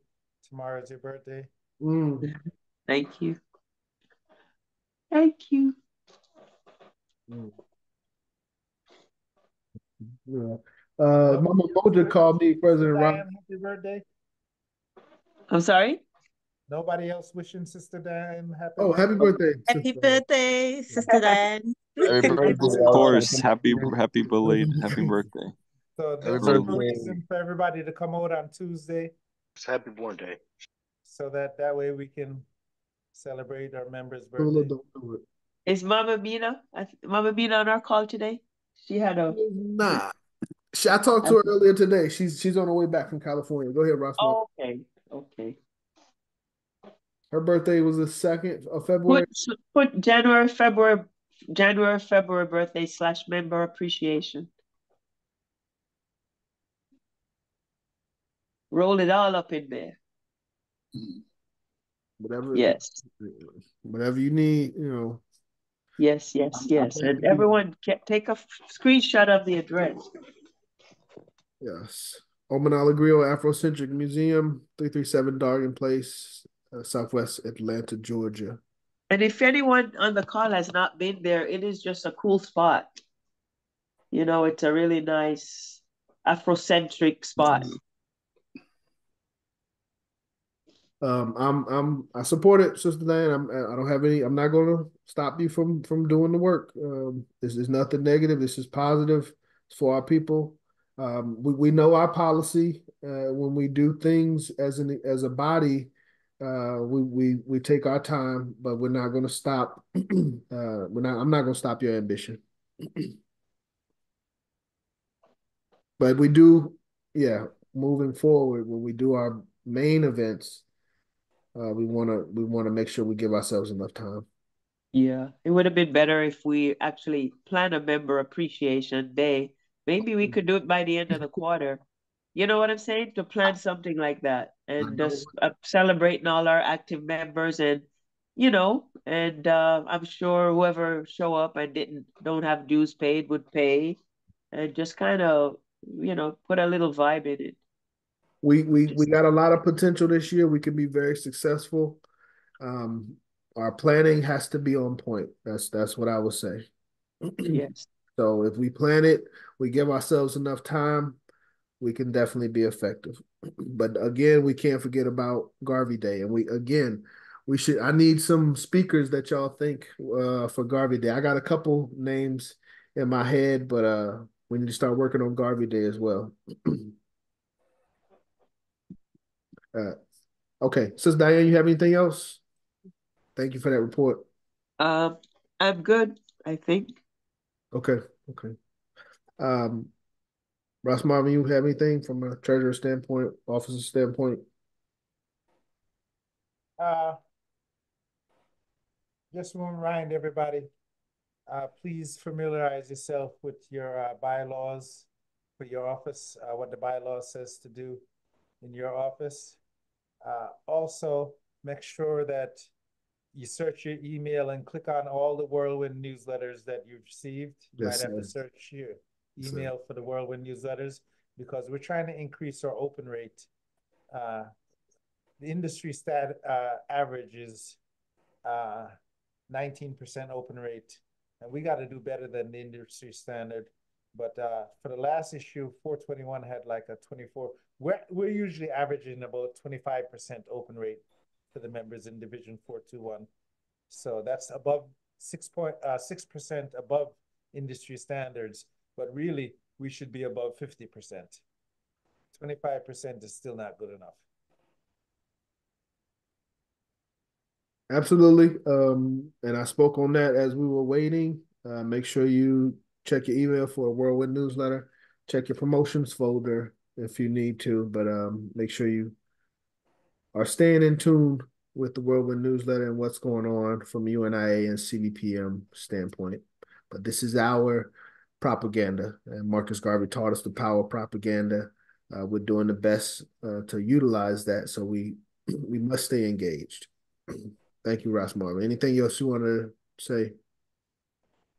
Not at the moment, President John. Yes, sir. Lady President is not with us. Sister Rod Ebony. Okay. First, Brother Macias is not here. Brother Kimardo is not here. All right. We gotta elected officials. Third, vice presidents in training. Brother Malik, would you like to share anything? Not at this time.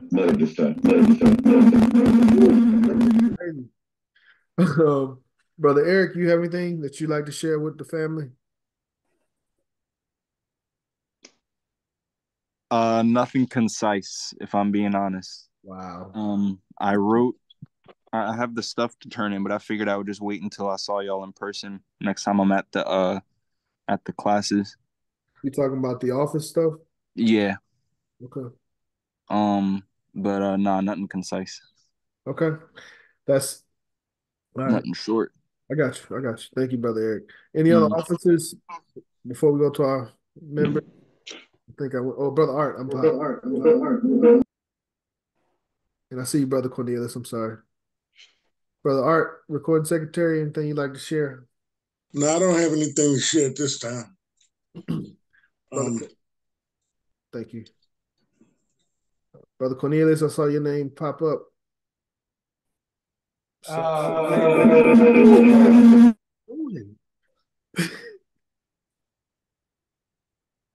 got the thing on speaker. Cornelius, you got some, I don't even know what to say. Got some headphones or something.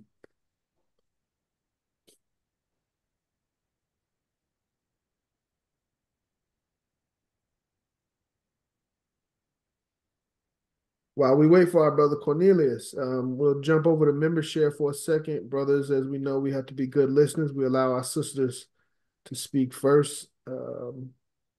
Notice we had a distinguished guest, Sister Beverly Kendall Walker, I believe, Lady President out of Detroit. Good evening, Race First. Race First. Race First. Well, thank you for having me as a guest. I've learned a lot listening. You know, we're kind of changing up the guards over here in Detroit, so I'm in a learning curve here, but I appreciate this opportunity to hear how you guys do what you do. Thank you for being here with us, Sister Beverly. Everything going well in Detroit? Anything we need to be aware of? Any support needed in Detroit? Well, yeah, we're similar path as yourself, orientation, doing the head count for HEC, and definitely working toward August the 17th, where we're going to be honoring the Honorable Marcus Messiah Garvey in New York. We're looking forward to bringing some Detroit to the table. we hadn't even really touched on August much, but just because we've been trying to take care of HEC and be on top of HEC. But yes, Sister Beverly is absolutely correct. Our convention, I don't know which number it is, maybe a 66 convention, will be in New York, and it'll be in the month of August. I believe the dates were the 15th to the 20th, somewhere around that. And the actual march is on his birthday, August the 17th. Yes. That's Saturday. Yes, there'll be a parade in New York on August 17th, and we're trying to have 20,000 plus Africans participate in that parade. So yes, thank you, Sister Beverly, for that. Thank you. Race First. Thank you for joining us, Sister Beverly. Thank you for having me. We'll keep it moving. Please forgive me if I skip over any sisters. Sister Shan. Race First. I have nothing to share. I'm just enjoying the meeting. Thank you so much. Goodbye. Thank you, sister. Thank you for being here with us. I think there's one more sister. Do you know what membership number Sister Shan is? Is that Natasha? Nashanta? Yes, it's Nashanta and it's Ifaniyi. Yeah. Okay, that's what I was wondering. Yeah. Her name changes, but I know she's good. Like no matter what her name is, I know that, she's good. All right. We'll keep it moving. Next Sister Cicely. How you doing, Sister Cicely?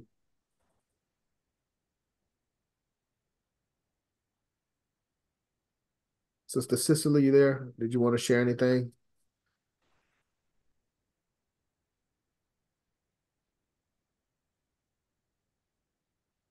Okay.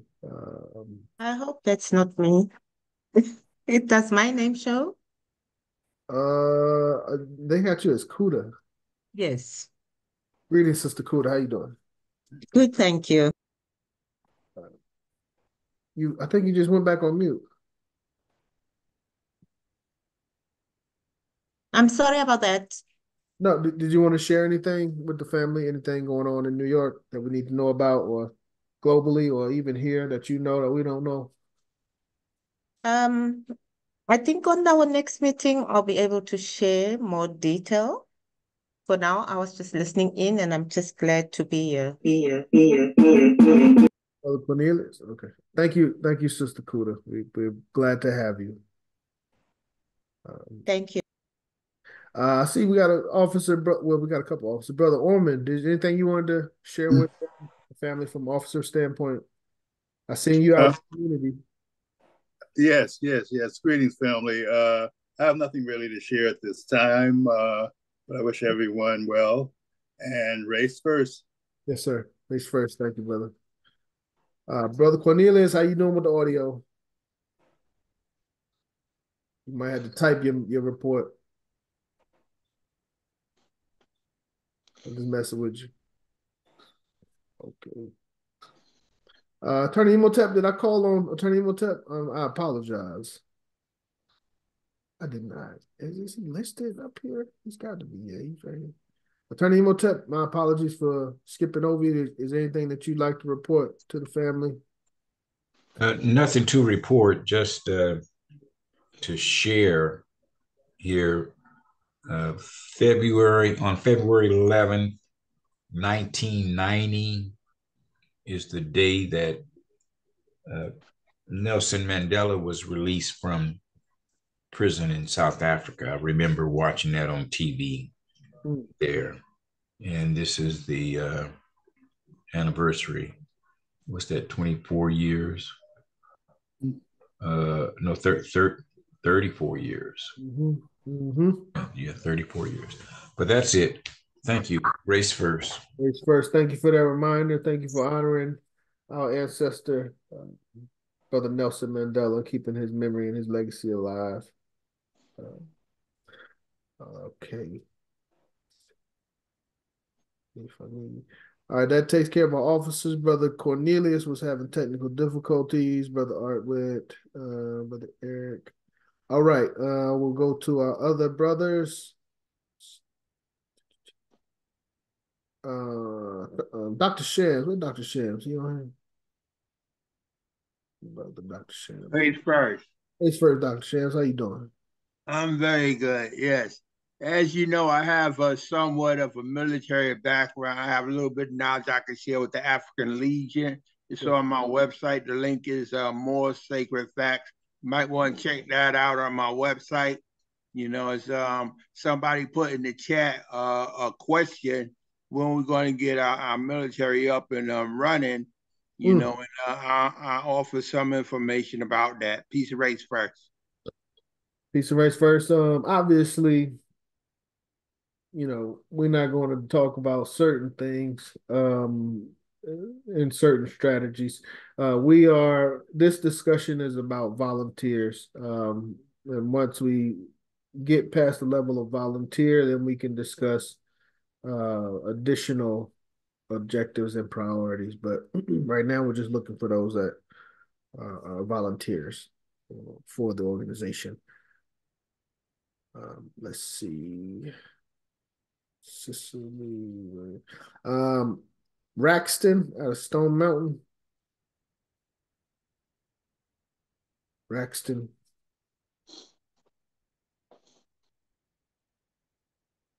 No Raxton. All right, we're gonna hold off on Raxton. Brother Natula. Brother Ross, how you be knowing? Go ahead, brother. Anything you want to share with the family, my brother? Appreciate you. Oh no, but I do have a question. Okay. Do you think that I could get you and we go down to the prison where they had Marcus Garvey held and get you on tape speaking about Garvey, the situation, and anything about just Garvey in front of the prison? Yeah, we could arrange that. That'll work. That'll work. You got my information. 10-4. Thank you, brother. Call Brother Braxton. Malik. All right. Brother Brian. We'll move to our brother Brian. Brother Brian, you there?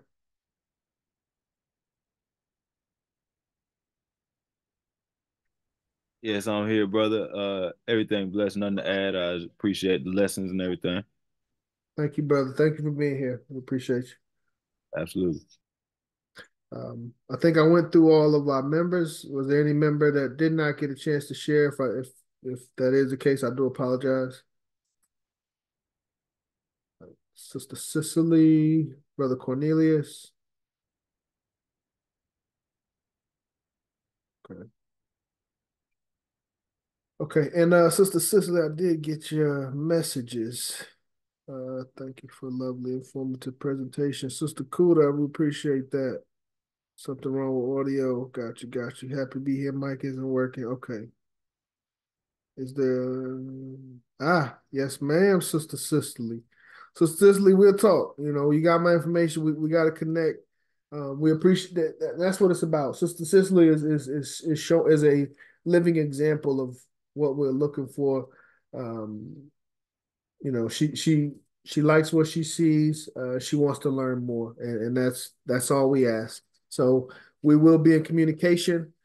Um, let's see. Let me proceed with our agenda. We went through member share. All members were able to share. Is that correct? If that is the case, I did want to close with a special message. As I said, I was going to try to bring everything together. Try to bring everything together from the beginning to the end. And I should have put some more information on this. So this is credited to be in the time of September 25th, 1937. This was in the Black Man magazine, December. What month is this?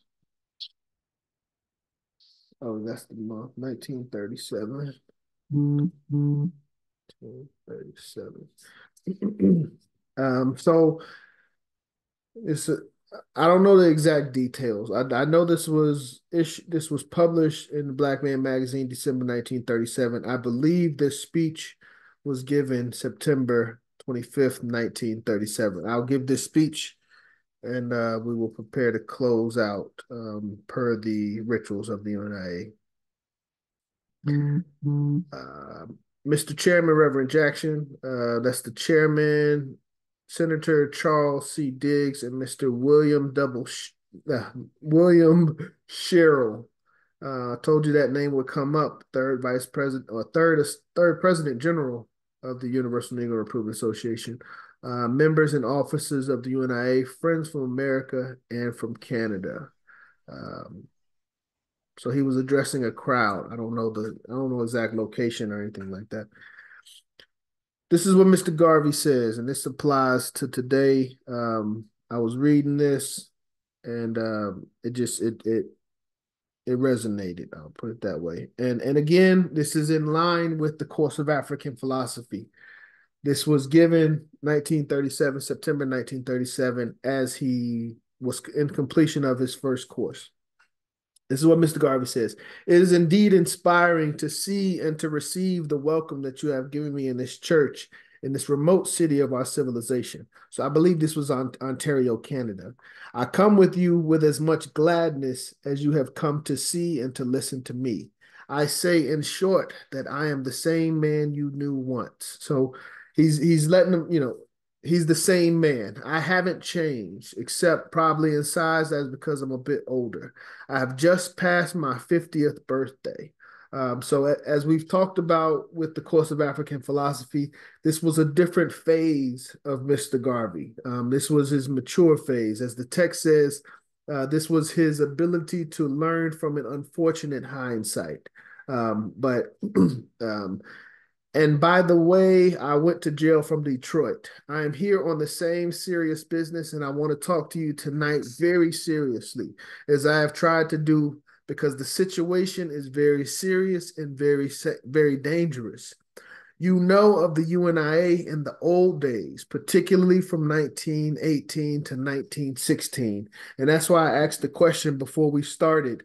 When we know, when people think of Mr. Garvey, UNIA, and the red, black, and green, what do they think of? What time frame do they think of? Mr. Garvey's opinion was that that time frame was 1918 to 1926.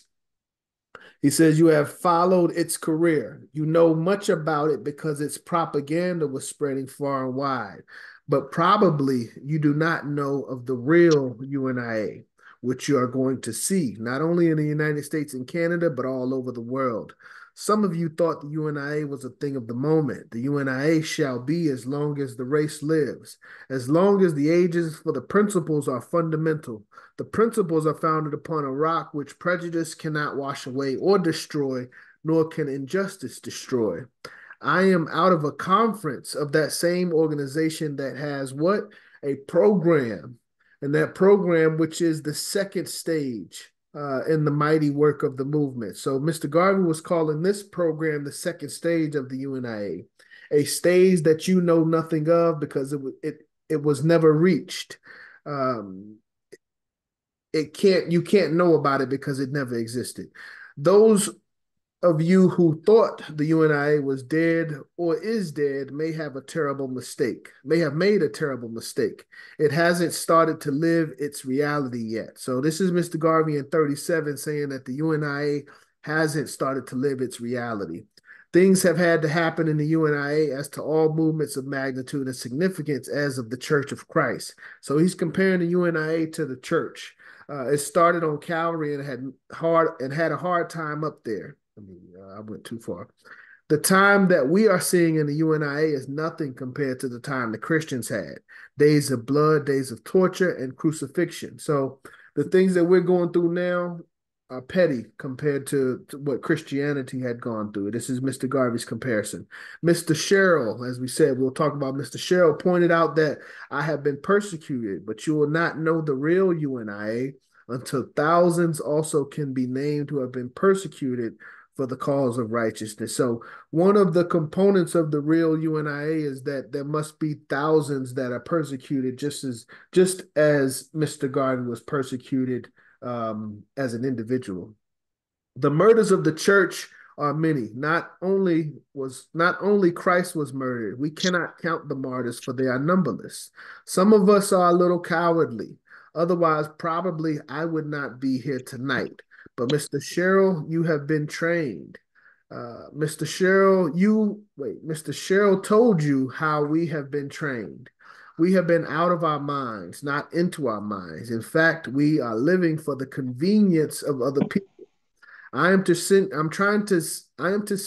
back to you in America in a short while the first group of men and women who will be able to interpret to you the real UNIA. We held a conference at Toronto from the 24th to the 31st of August, which was attended by representatives from all sections of the United States. But among them were people who came from Canada and the United States to attend the summer school, which I am teaching here from the 1st to the 31st of September. So the entire month of September, 1937. The purpose was to train UNIA leaders. I have tried to train them. They are being well trained. I am proud of them. They will graduate on the 25th of this month. They will be sent back to you. I have given them all I know. I am trying to make everyone a Marcus Garvey personified. The new leadership of the UNIA shall be by and through men and women who have been particularly trained. That is the new UNIA. I expect between now and the next convention, we will have at least trained men and women who will represent the UNIA. So Mr. Garvey felt within a year, a couple years, 2 years, 5 years, 10 years, we should be multiplying his efforts. That's what I get there. The course that these people are taking includes 42 subjects bearing on the scope and work of the UNIA. Nothing has been left out. It is a course known as African philosophy, the philosophy that is particularly ours. This present civilization was intended for you so that you should be subservient to it. It is a civilization backed up by philosophy that has been keenly and obediently postulated as to produce the best results for the particular people who postulate that philosophy. So, as we've learned in the course, those who create the propaganda are usually the ones that benefit from the propaganda. Do not think that the civilization you see today is an accident. It was not built by chance. It was constructed and built upon a system of philosophy that the originators tested and proved to be the best in the development of that particular civilization that they want. They have fitted yourselves, you have fitted yourselves to fit it, and do not realize how much a set of slaves you are. You will understand what I mean when I say African philosophy. It is the peculiar and particular philosophy that is to emancipate you and me from the thraldom of other philosophers, and these teachers shall go out and teach the philosophy as probably Socrates and Plato and Aristotle and more recent philosophies have taught. When you and I go to college and read the textbooks, we come out just good enough slaves intellectually and mentally to serve the master. The purpose of the UNIA is to emancipate, and our primary duty is to emancipate your minds, because it is the mind that makes the man, that directs him. It is the mind that makes the man, the race. And all that you see, material, artistic, and otherwise of nature is man's mind working upon nature. What man has done, man may do. My position is always independent because I was made independent. I wasn't made a Siamese twin, but separate and distinct as a human unit. I am appealing to all other Negro human units to think independently and then cooperatively. Because as individuals created as such, you must, as a group, separate and distinct as such. I don't remember that. I don't understand that line. I challenge any man to say that man is not man. Man is the highest creature God made for this earth. I am talking of man, the Lord, the Master, the Sovereign, the King of life. He is but man, irrespective of color. There is something fundamental, that is that man is a standard creature, irrespective of his color, and above whom there is no creature on earth but God, and God is not a creature but a creator. We accept the theory that we have searched and looked around for millions of years and haven't discovered anything on this planet higher yet than man. He looks like you and me, and if you tickle him, he laughs. If you feed him, he eats. If you starve him, he dies. And if he doesn't get fresh air, he stifles and dies. We have looked upon him in all colors. Even the greatest anthropologists cannot deny that man is man. Then if the world is man's, given by the Creator to be Lord and Master and King for his happiness, for his abode, then what is the matter with the black man? Why isn't he Master, Lord, and King? What is wrong? We don't want any communist to tell us what is wrong. We must tell the world what is wrong with our minds, because mind is master of the man. As a man thinketh, so is he. We think for ourselves. We can no longer do this. We think for ourselves. When we can no longer do this, we are absolute and positive slaves. The black man, Negro, colored man must think for himself without apology. If you allow others to think for you, you will follow him into the trap he has laid for you, because man is the most cruel creature walking on the face of the earth. You must trust no man but yourself. You must trust no race but your own. The whole world is a spider's web. Beware the cobweb. Sorry. Do not walk into the parlor. Stand on your own feet. You are a man. God made you individual man. Hold your ground. Lift your head and look only to a superior God, but an equal man. I am not telling you to hate anybody. No, love all mankind, but love yourself first, because mankind started with you. You are sure you are the first man. You are sure you are the first man. Therefore, you are the first person to be considered. Play the man yourself. Then we will have a united world of Negro men. Playing each and every one his part playing each and every one his part as we have a united white world playing each and every man his part. I am not criticizing the white people. I am in fact criticizing the black man. I am a queer critic, and look up that word. The primary definition of queer is odd or strange. I am a queer critic, but a logical one.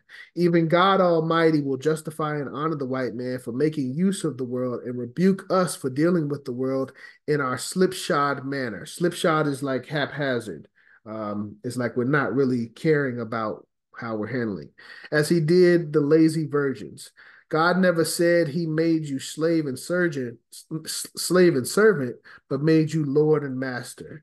And if you allow the other fellow to rob you by letting you to look behind while he grabs when you are not looking, you must not blame God for your ignorance. The world is yours. Occupy it until God comes. We occupy the world by a system of government, by drawing lines and boundaries of demarcation. There is nothing for you because you want nothing. You are waiting until the Lord comes. When the Lord told you, I would help those who help themselves. Ask the white man what he wants most, and he will tell you national power, material power, the power to rule, the power to rule the world and dominate men. What a difference is that from the Negro who only wants a piece of watermelon. We of the UNIA are no watermelon babies. We are men, standing erect and looking God in the face, speaking as men. When we talk of African redemption, the watermelon Negro thinks we are mad, but the serious Negro understands. Dr. Du Bois answered some years ago that he has not lost nothing in Africa, but Mussolini has picked up a lot 15 years after he said that. He made a war on the last sovereign state in Africa for the specific purpose, economic expansion for the Italian people and their industrial development. The specific purpose he never hid at all. He said Italy wanted raw materials. He hadn't sufficient to satisfy the Italian people, and therefore there was a country in Africa called Abyssinia that could supply the requisites, and he was willing to spend some 120 million pounds and throw into risk 2 million Italian lives to possess that thing that Dr. Du Bois had never lost, but which was worth so much to the Italians as to have lost so much in manpower and the national wealth of the country. One second.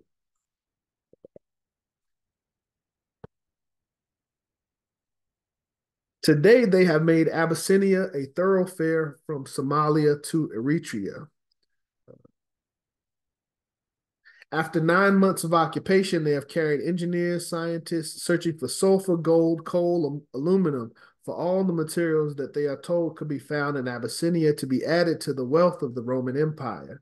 Negroes are still hanging around looking for jobs. I am sure I have never seen a more imitative people in all my life. We are willing to imitate the white man in everything. After years of labor, building streets and steamships and railways and expanding throughout the land, building his hundreds and thousands of cities, he comes at a late hour saying he has nothing more to do.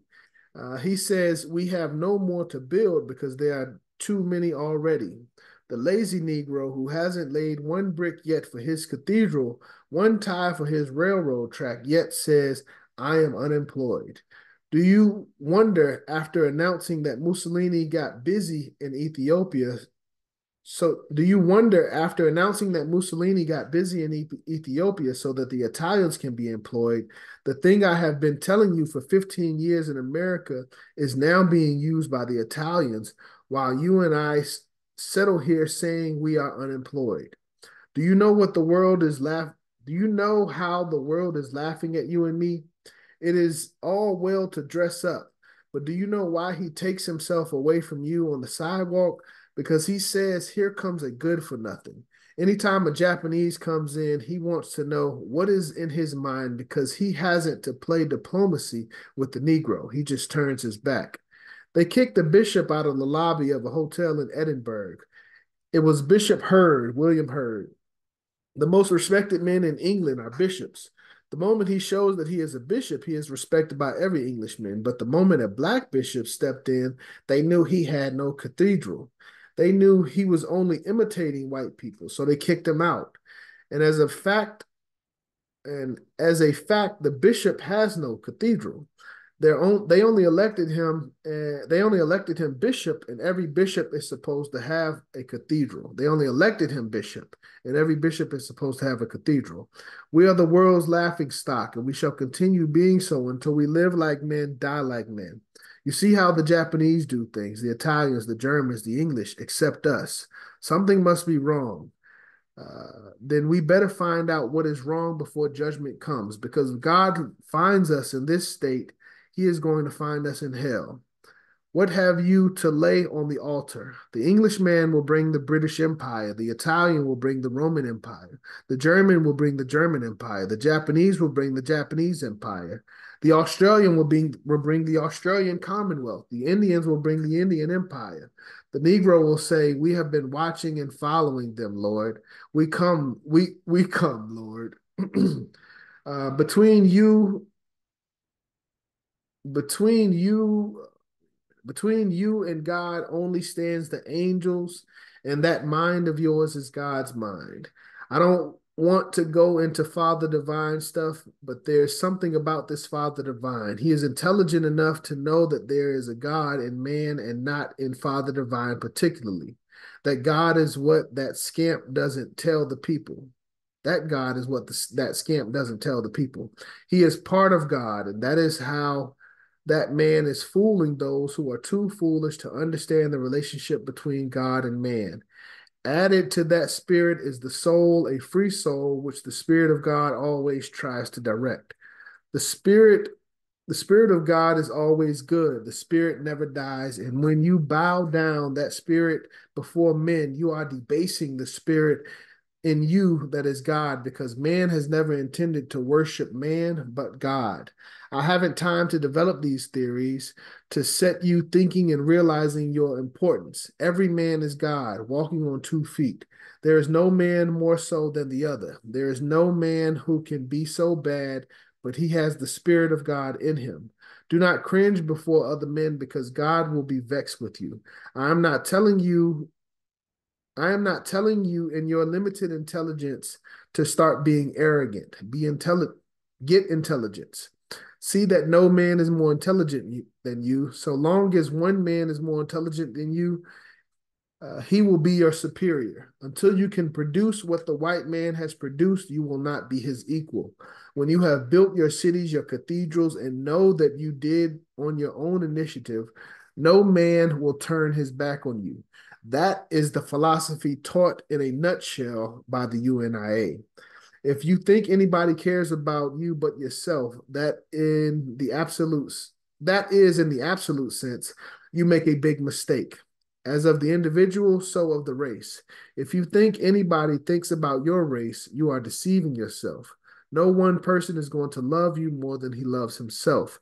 He may say so every day until he gets what he wants. When a man wants a girl, he tells her all kind of lies until he gets married and starts to beat her up. There is no love, so out of your mother's children, love yourself the best and love your race the best. It is not a crime because God made you that way. Charity begins at home. God told you to start loving at home. You originally came from one common stock. Adam and Eve were black people, and something happened that changed the complexion of one of the children. Somebody changed you into somebody else. Something is wrong somewhere. If you go into history properly, you will find that somebody has been lying somewhere. Stand up for yourself and for your race. For God's sake, stand up. Don't let anybody tell you you are made to stay down. God could not damn you. He is a God of love, absolute intelligence. No ignorance, no fault in him. Do not behave foolishly to want none of this world, and God do not be foolishly to want none of this world, and God gave and made the world for man. After God gave you earth, you said you did not want it. Then complained about your bad condition. God is absolute. Sorry. God is absolute. He does everything once and for all. He made you in the world once, and he isn't going to make you over again. If God wanted you to be white, he would have made you white. What rebellious people you are. What is what Haile Selassie is saying, that in God's good time, he will go back to Addis Ababa. If he had got mustard gas and fought back, he would be in a better position today. When they started to shoot the Abyssinians, he ran, and the next thing we heard was the emperor that the emperor was in England. Now he wants the Lord to carry him back and face the mustard gas for him. Let us have some sense and know that the UNIA is going to carry on the work. Your moral support, your financial support are necessary. Other men have battered me down, and I am not vexed with them. I am vexed with you when you help them. They want the whole world, and God will help them to get it because God helps those who helps themselves. The best way to defeat our enemy is to give him a bad name, but surely do not expect such a reward or gratitude from you. But surely I do not expect such a reward or gratitude from you for whom I stand up. If you hadn't helped them, Haile Selassie would have been found in England today. If you hadn't helped them, Haile Selassie would not have been found in England today. Italy would have never dared to touch Abyssinia because the Liberian scheme would have been so far advanced that Mussolini would have been scared to touch a black kingdom because he would have had an intellectual, because he would have had an intellectual, political, scientific power that would have demanded respect from every man. But you lost your chance and Mussolini took it up and Hitler took it up. The UNIA was before Mussolini and Hitler was ever heard of.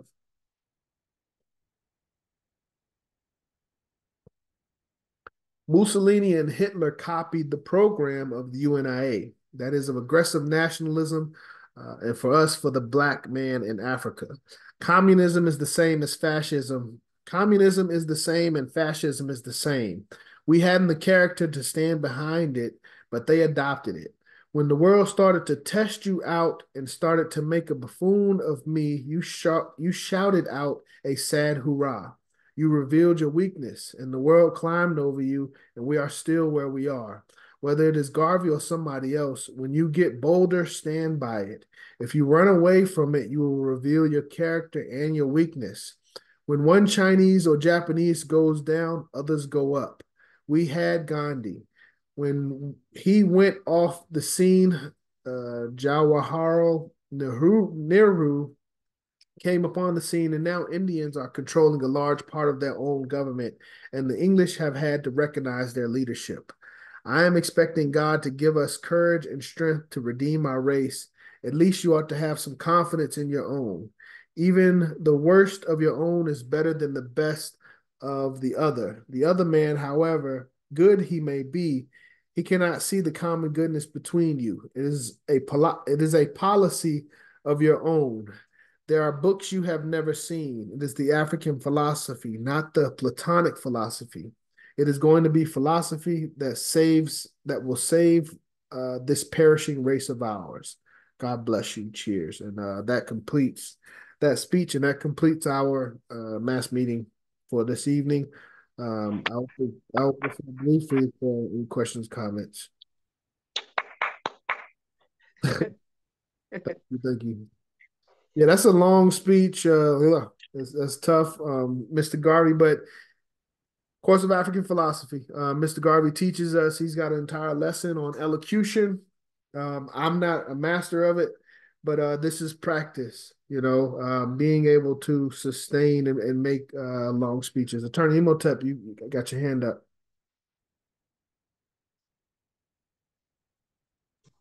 Yes, just a couple of observations on his speech, which was outstanding, very, very good. One, that was first time I had ever heard Du Bois saying something to the effect, I didn't leave anything in Africa. Mm. Yeah, and according to Mr. Garvey. Yeah, well, that's some reliable sources there. Yeah, and where our guest speaker a month ago or so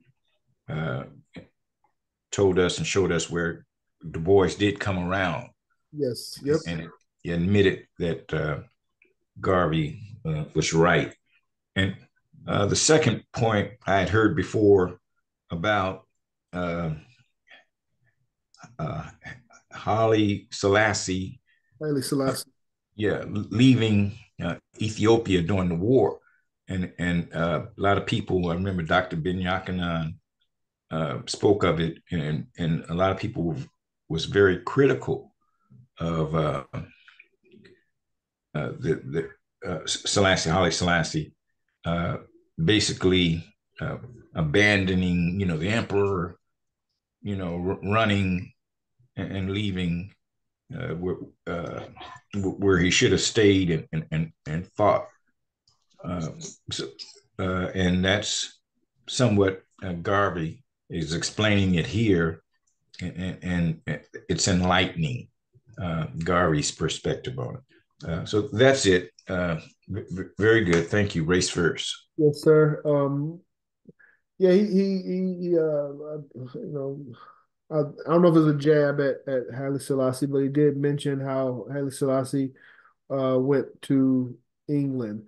What I take away is what he speaks on in the latter portion. He says, if you hadn't helped them, Haile Selassie would not have been in England today. So he's saying if we had, and he follows it up here, Liberian scheme. Where is it at? Italy never would have dared to touch Abyssinia because the Liberian scheme would have been so far advanced.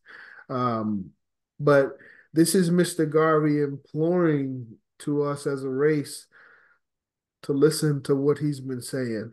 He's saying if we had listened to him 15 years ago, when he had what was called the Liberian scheme at the time, if we had all got on board with his concept of a united Africa, we would seem, so organized and so much of a threat. Mussolini would have never thought about coming into Ethiopia. But again, yeah. I would like to make some comments on that. President Ross, go ahead. Yeah.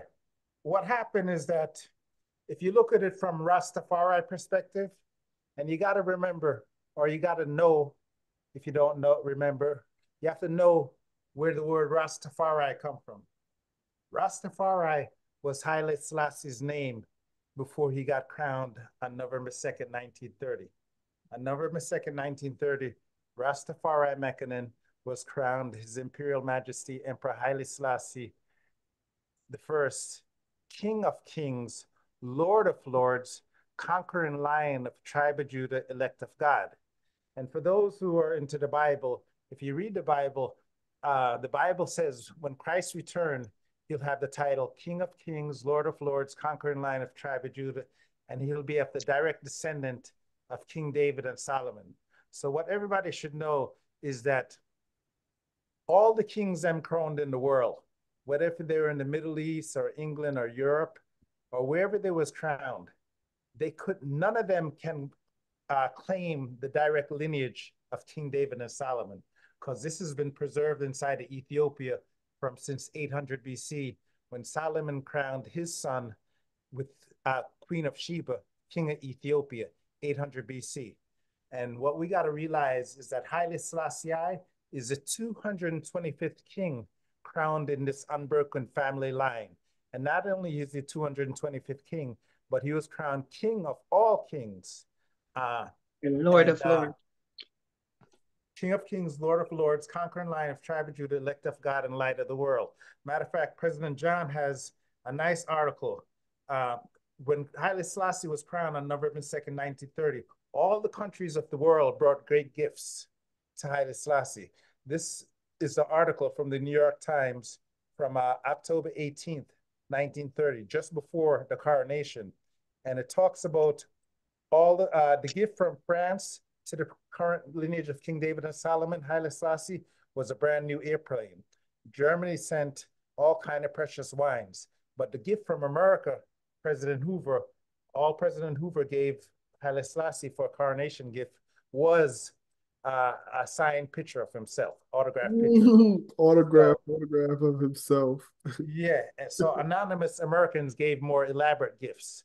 But what you have to understand about when Haile Selassie went to England, it fulfilled a biblical prophecy because the Bible says that when Christ returned to the earth, he lashed out against the wicked nations of the earth with his tongue.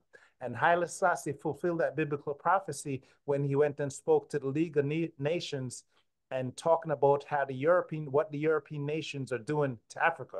Because you have to understand, when the League of Nations was formed and during its lifetime, Ethiopia was the only Black country in the world that was part of the League of Nations. The League of Nations predated the United Nations. It was the United World Body.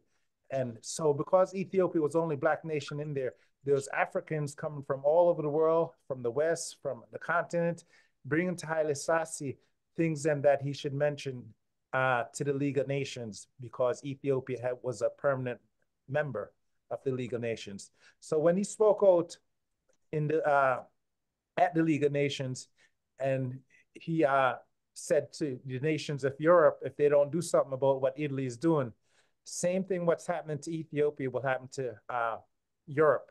And that was in 1936. He spoke that at the League of Nations. And then within 10 years, World War II started.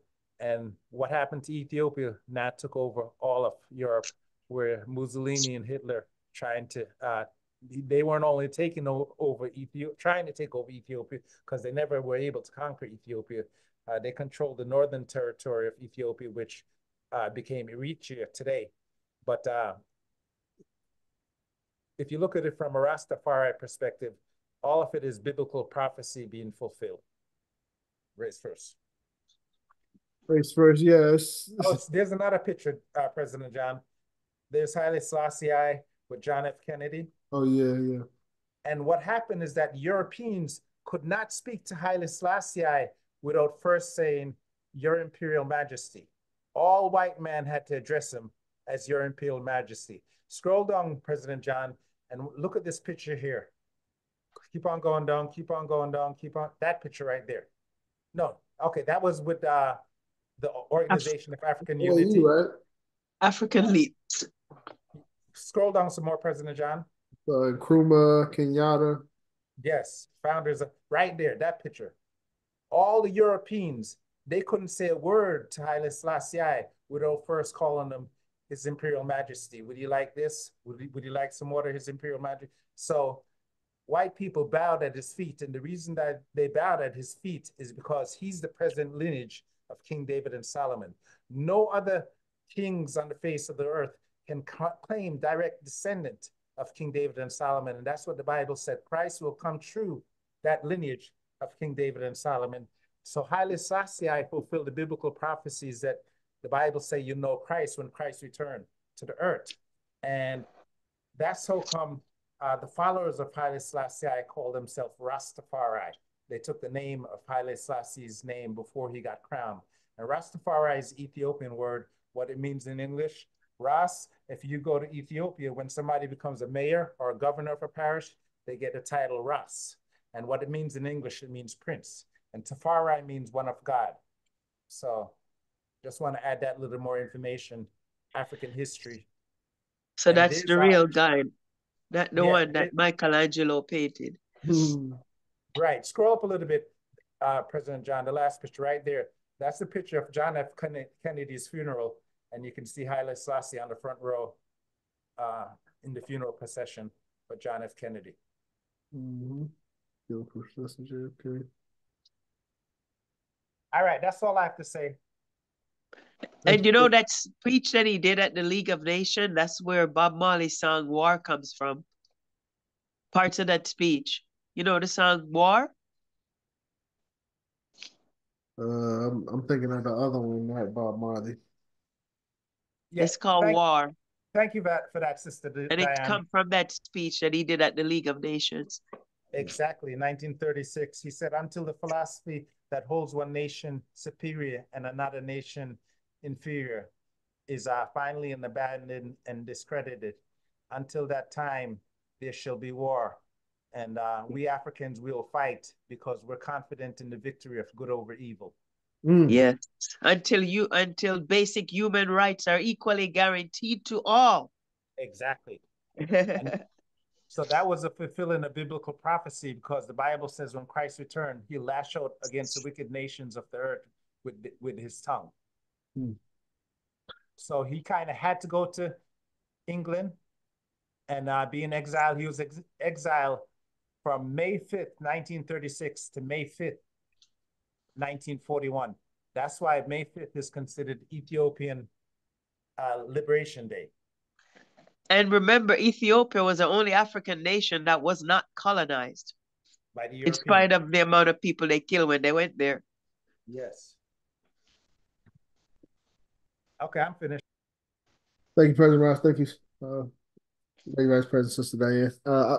Just correction, I thought this was Nkrumah, but that's Nairi. That's actually Julius name. Any other questions, comments on anything tonight? 8:13. We had a great meeting. I don't have anything else. Sister Cicely, I'll reach out to you. We got officers training this coming Tuesday, so anyone have any questions, comments, concerns? I guess I'll go back to the presentation just to make sure. Thank you for that speech. Thank you for that speech. It was awesome. Thank you, sister. Yes, just like I said, I try to bring it all full circle.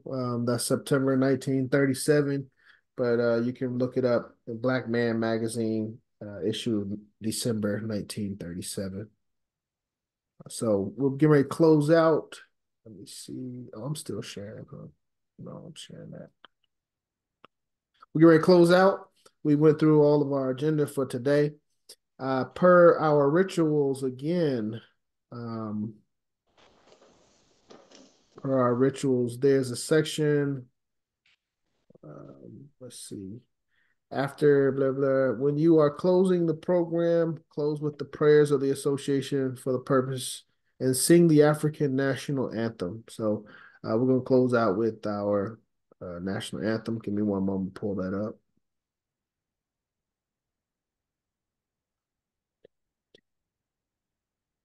Oh, and I'm gonna use